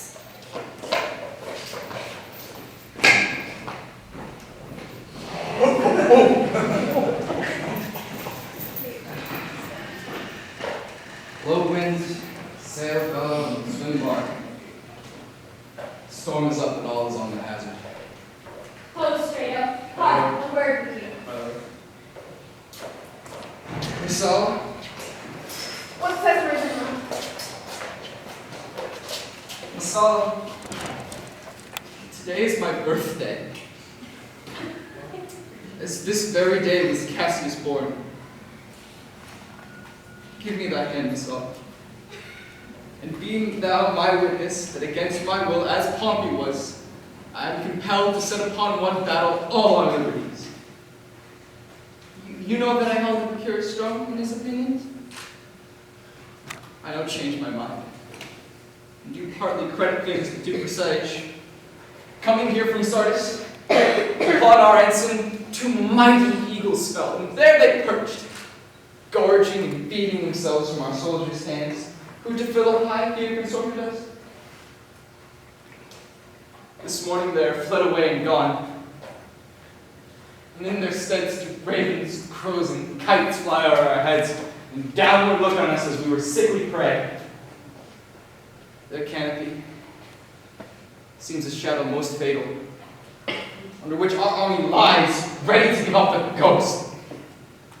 Believe not so, my lord. But I do believe it partly, and at that I am ready to face all dangers very constantly. Even so, straight up.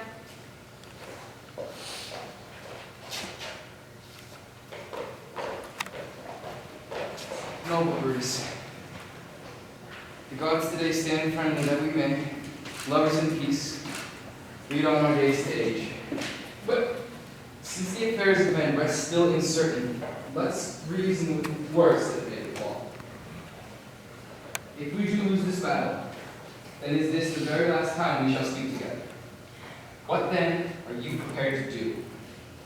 even by the rule of that philosophy, for which I did blame Cato for the death, which he did give himself I know not how.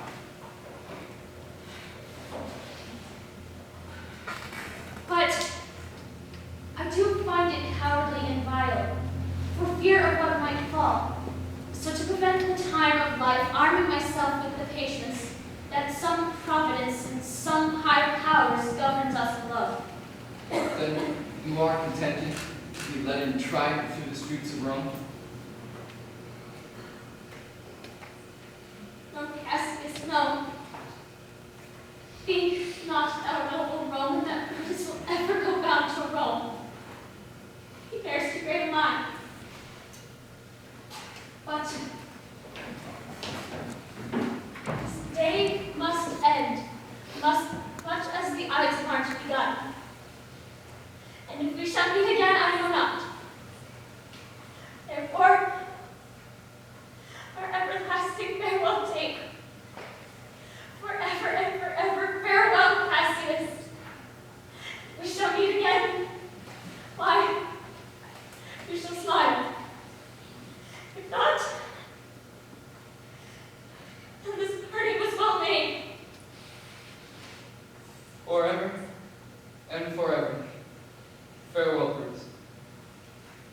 If we meet again, we smile indeed. If not, 'tis true this was a parting. Well made.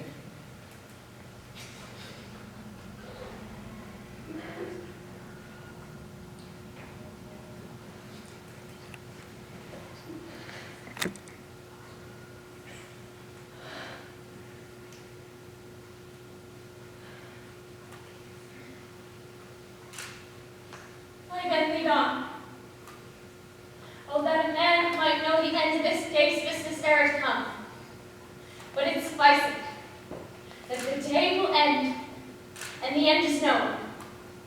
Come home, away.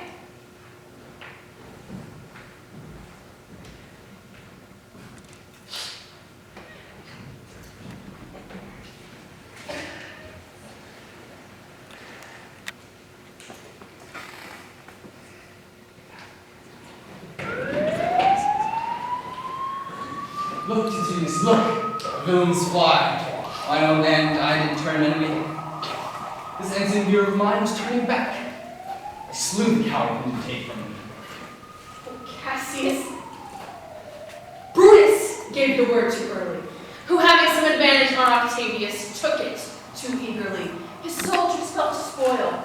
Hosted by Antony are all enclosed. Fly further off, my lord! Fly further off! For Antony is in your tents, my lord! Fly, noble Cassius, fly far off! This is far enough. Titinius, are those my tents where I have received the fire? They are, my lord. Titinius, if thou lovest me, mount thou my horse, and hide thy spurs in him, till he hath brought you to yonder troops and back here again, that I may be assured whether yonder troops are friend or enemy. I will be here again, even with a thought. Go, Pandarus, get higher on that hill. Regard to Titinius and tell me what thou noticed about the field. In this place I did begin, so shall I end. Time has come round. My life has run its compass. Sir, what news? Oh, my lord! What news? Titinius is enclosed round about with horsemen. They make to him on the spur, yet he spurs on. They were almost on him. Now, Titinius! Now some light. Light's true. It's taken. And heart they shout for joy. Come down. Hold no more. Oh, coward that I am. To live so long, to see my best friend came before my face. Come hither, sir. In part I did take thee prisoner, saving of thy life, swore that whatever I bid thee do. Thou shouldst attempt. Come now. Keep thine oath. And with this good sword that did run through Caesar's bowels, such as was. Stand not in attendance, take that oath. When my face is covered, as it is now, guide thou the sword.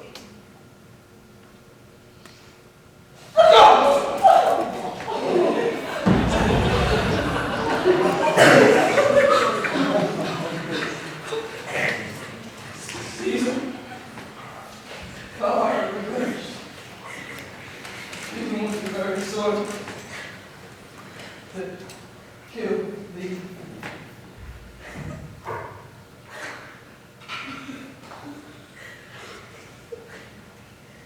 So, I am free. You would not so have been, just I have done my will.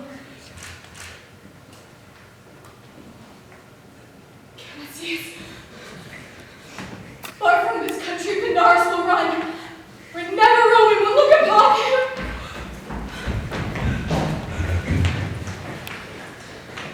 It is but changes me. Octavius is overthrown by noble Brutus's legions, as Cassius are by Antony. All these tidings will come for Cassius. Where did you leave him? On this constant Pindars' monument on this hill. It's not that king that lies on the ground. He lies not like the living. Oh my heart! It's not that king. No. This was he, Messala, but Cassius is no more. Oh, same son, as in thy red race thou dost sing tonight, so in his red blood Cassius's day is set, the son of Rome is set! Our day is gone. Clouds, dews, and dangers come, our deeds are done! Mistrust of thy success hath done this deed. Mistrust of good success hath done this deed. O hateful error, melancholy's child, why must thou show the thoughts of men the things that are not? O hateful error, thou never comest unto a happy birth, but kill'st the mother that engendered thee. What, Pindars? Where art thou, Pindars? Seek him, Titinius. Must I go? Thrust this news into the ears of Brutus. For piercing steel and darts and venom are as welcome as tidings of this news. Hide you, Messala, and I will seek for Pindars the while.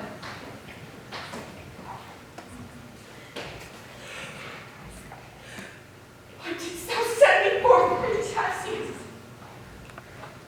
Did I not meet thy friends? And did they not put on my brows this wreath of victory and bid me give it thee?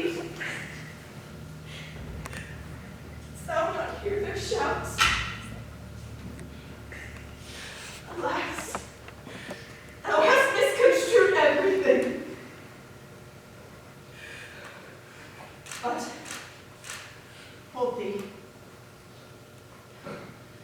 Take this garland on my brow. Thy Brutus bid me give it thee. I will do his bidding. Brutus! Come apace, and see how I regarded Caius Cassius. By your leave, gods, this is a Roman's part. Come, Cassius' sword, and bind Titinius' heart.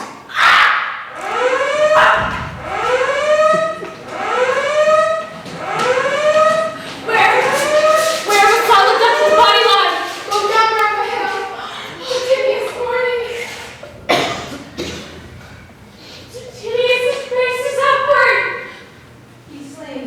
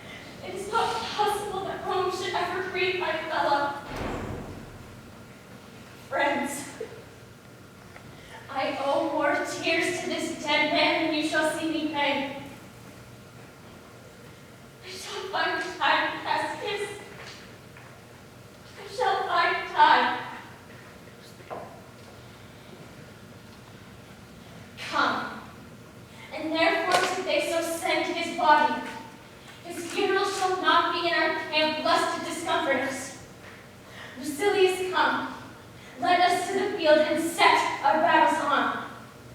'Tis 3 o'clock, and Romans, yet ere night, we shall try fortune in a second fight.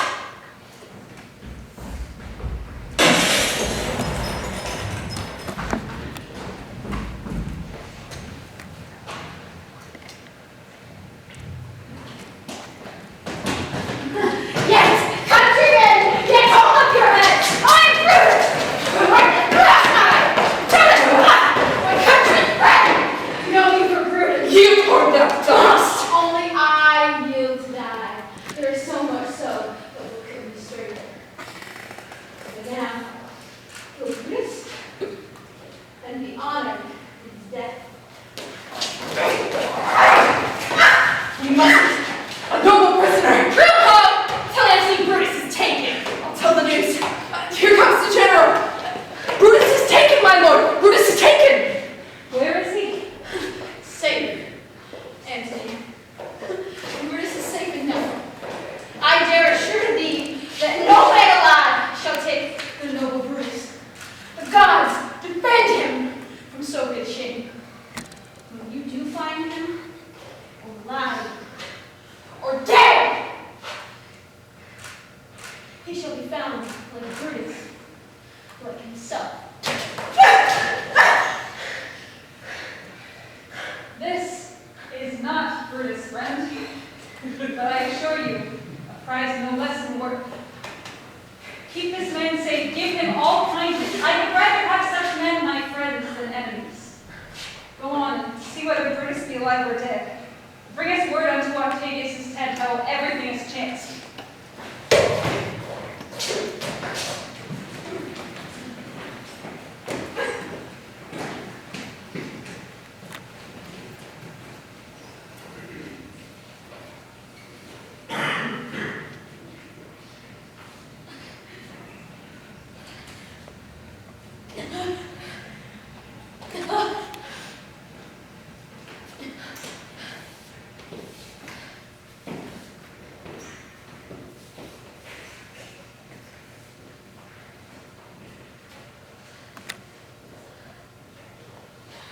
Come.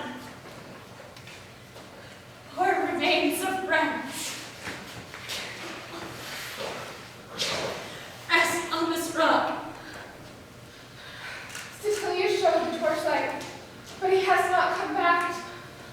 He is overtaken or slain. Sit thee down, Masala. Slaying is the word. It is a deed in fashion. Art thee, Masala. No, my lord, not for all the world. He said no words. I'll rather kill myself. Polonius. Shall I do such a deed? Oh, Volumnius! Oh, Masala!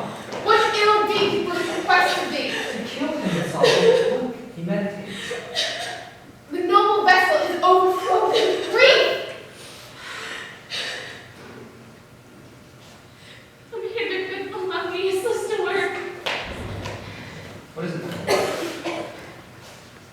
I kiss Polonius. Ghost of Caesar hath appeared to me several times by night, and Sardis once. This last night here in Philippi fields. I know my hour is come. Not so, my lord. Nay, I am sure it is Polonius. How sees the world, Polonius, how it goes? Our enemies have beat us to the pit. It is better to push in ourselves than tarry. Good Polonius, how notice we two in school together. Even for that our love holds. I pray thee, hold then my sword hilts whilst I do run on it. That is not an office for a friend, my lord. Fly, fly, my lord. There is no tarrying here. Farewell to you. And you, Volumnius. Countrymen,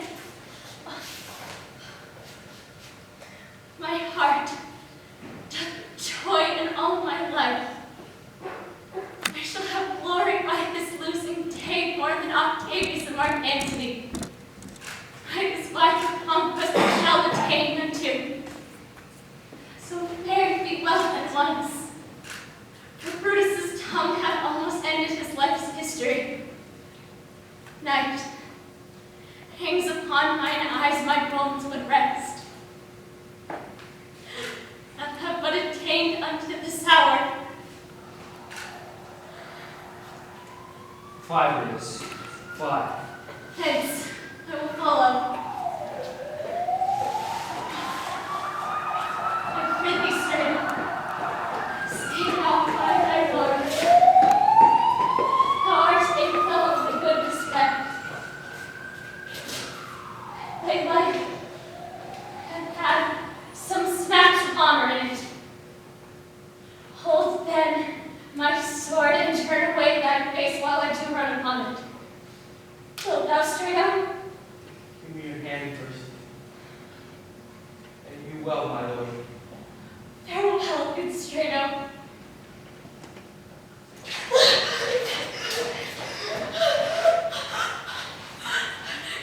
Caesar, thou be still. I cannot thee. And have so good a will.